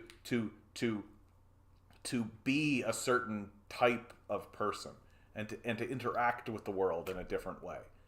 That I genuinely think that, like, and not only that, but they've also included certain things into the game that are detriments. Like, you can play as a drug addict. Like, that's something that I think is really fascinating what they've done. That from a strictly gameplay, like, if your goal is to go from point A to point B to point C to point D, if that's your goal and you just want to like achieve victory, be the best you can be, kick ass, take names, right? And that's what you want to do.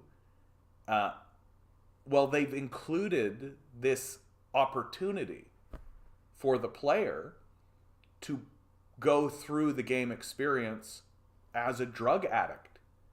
And you'll get quests that are about get drugs. And if you don't get the drugs, there are negative aspects. There are negative things that happen to you. And I think that is unrelentingly fascinating. That they haven't insisted that you do this, right? That it's there as an opportunity, it's there as an option for you to decide to pursue when you create your initial character, but it is there. And I think that that is an extremely bold and interesting decision for a game like that to take on. Because there like there aren't really any media or game experiences that genuinely tackle the issue of drug addiction in a serious sort of a way. And so to see it even attempted, I think is especially in a game that's as well crafted and as well done as Disco Elysium is. I think that that's of note, just of note, that man, I really try to avoid drugs, and that one skill will not shut the fuck up. Yeah, absolutely, like absolutely, like and there's and you can straight up build your character to just be like, nah, I'm a drug addict. Like you're just fucking drugs. That's what you're about. Anyway, fascinating shit. We've reached the end of this one for sure. I hope you guys are all doing well out there. Always remember, each and every one of you is a quantum being walking around in quantum energy. The billionaires are spending hundreds of billions of dollars in the hopes you'll never realize it. You'll just stay the good little commodity they need you to be. Rebel. Revolt. Repent. Good luck. We're gonna need it.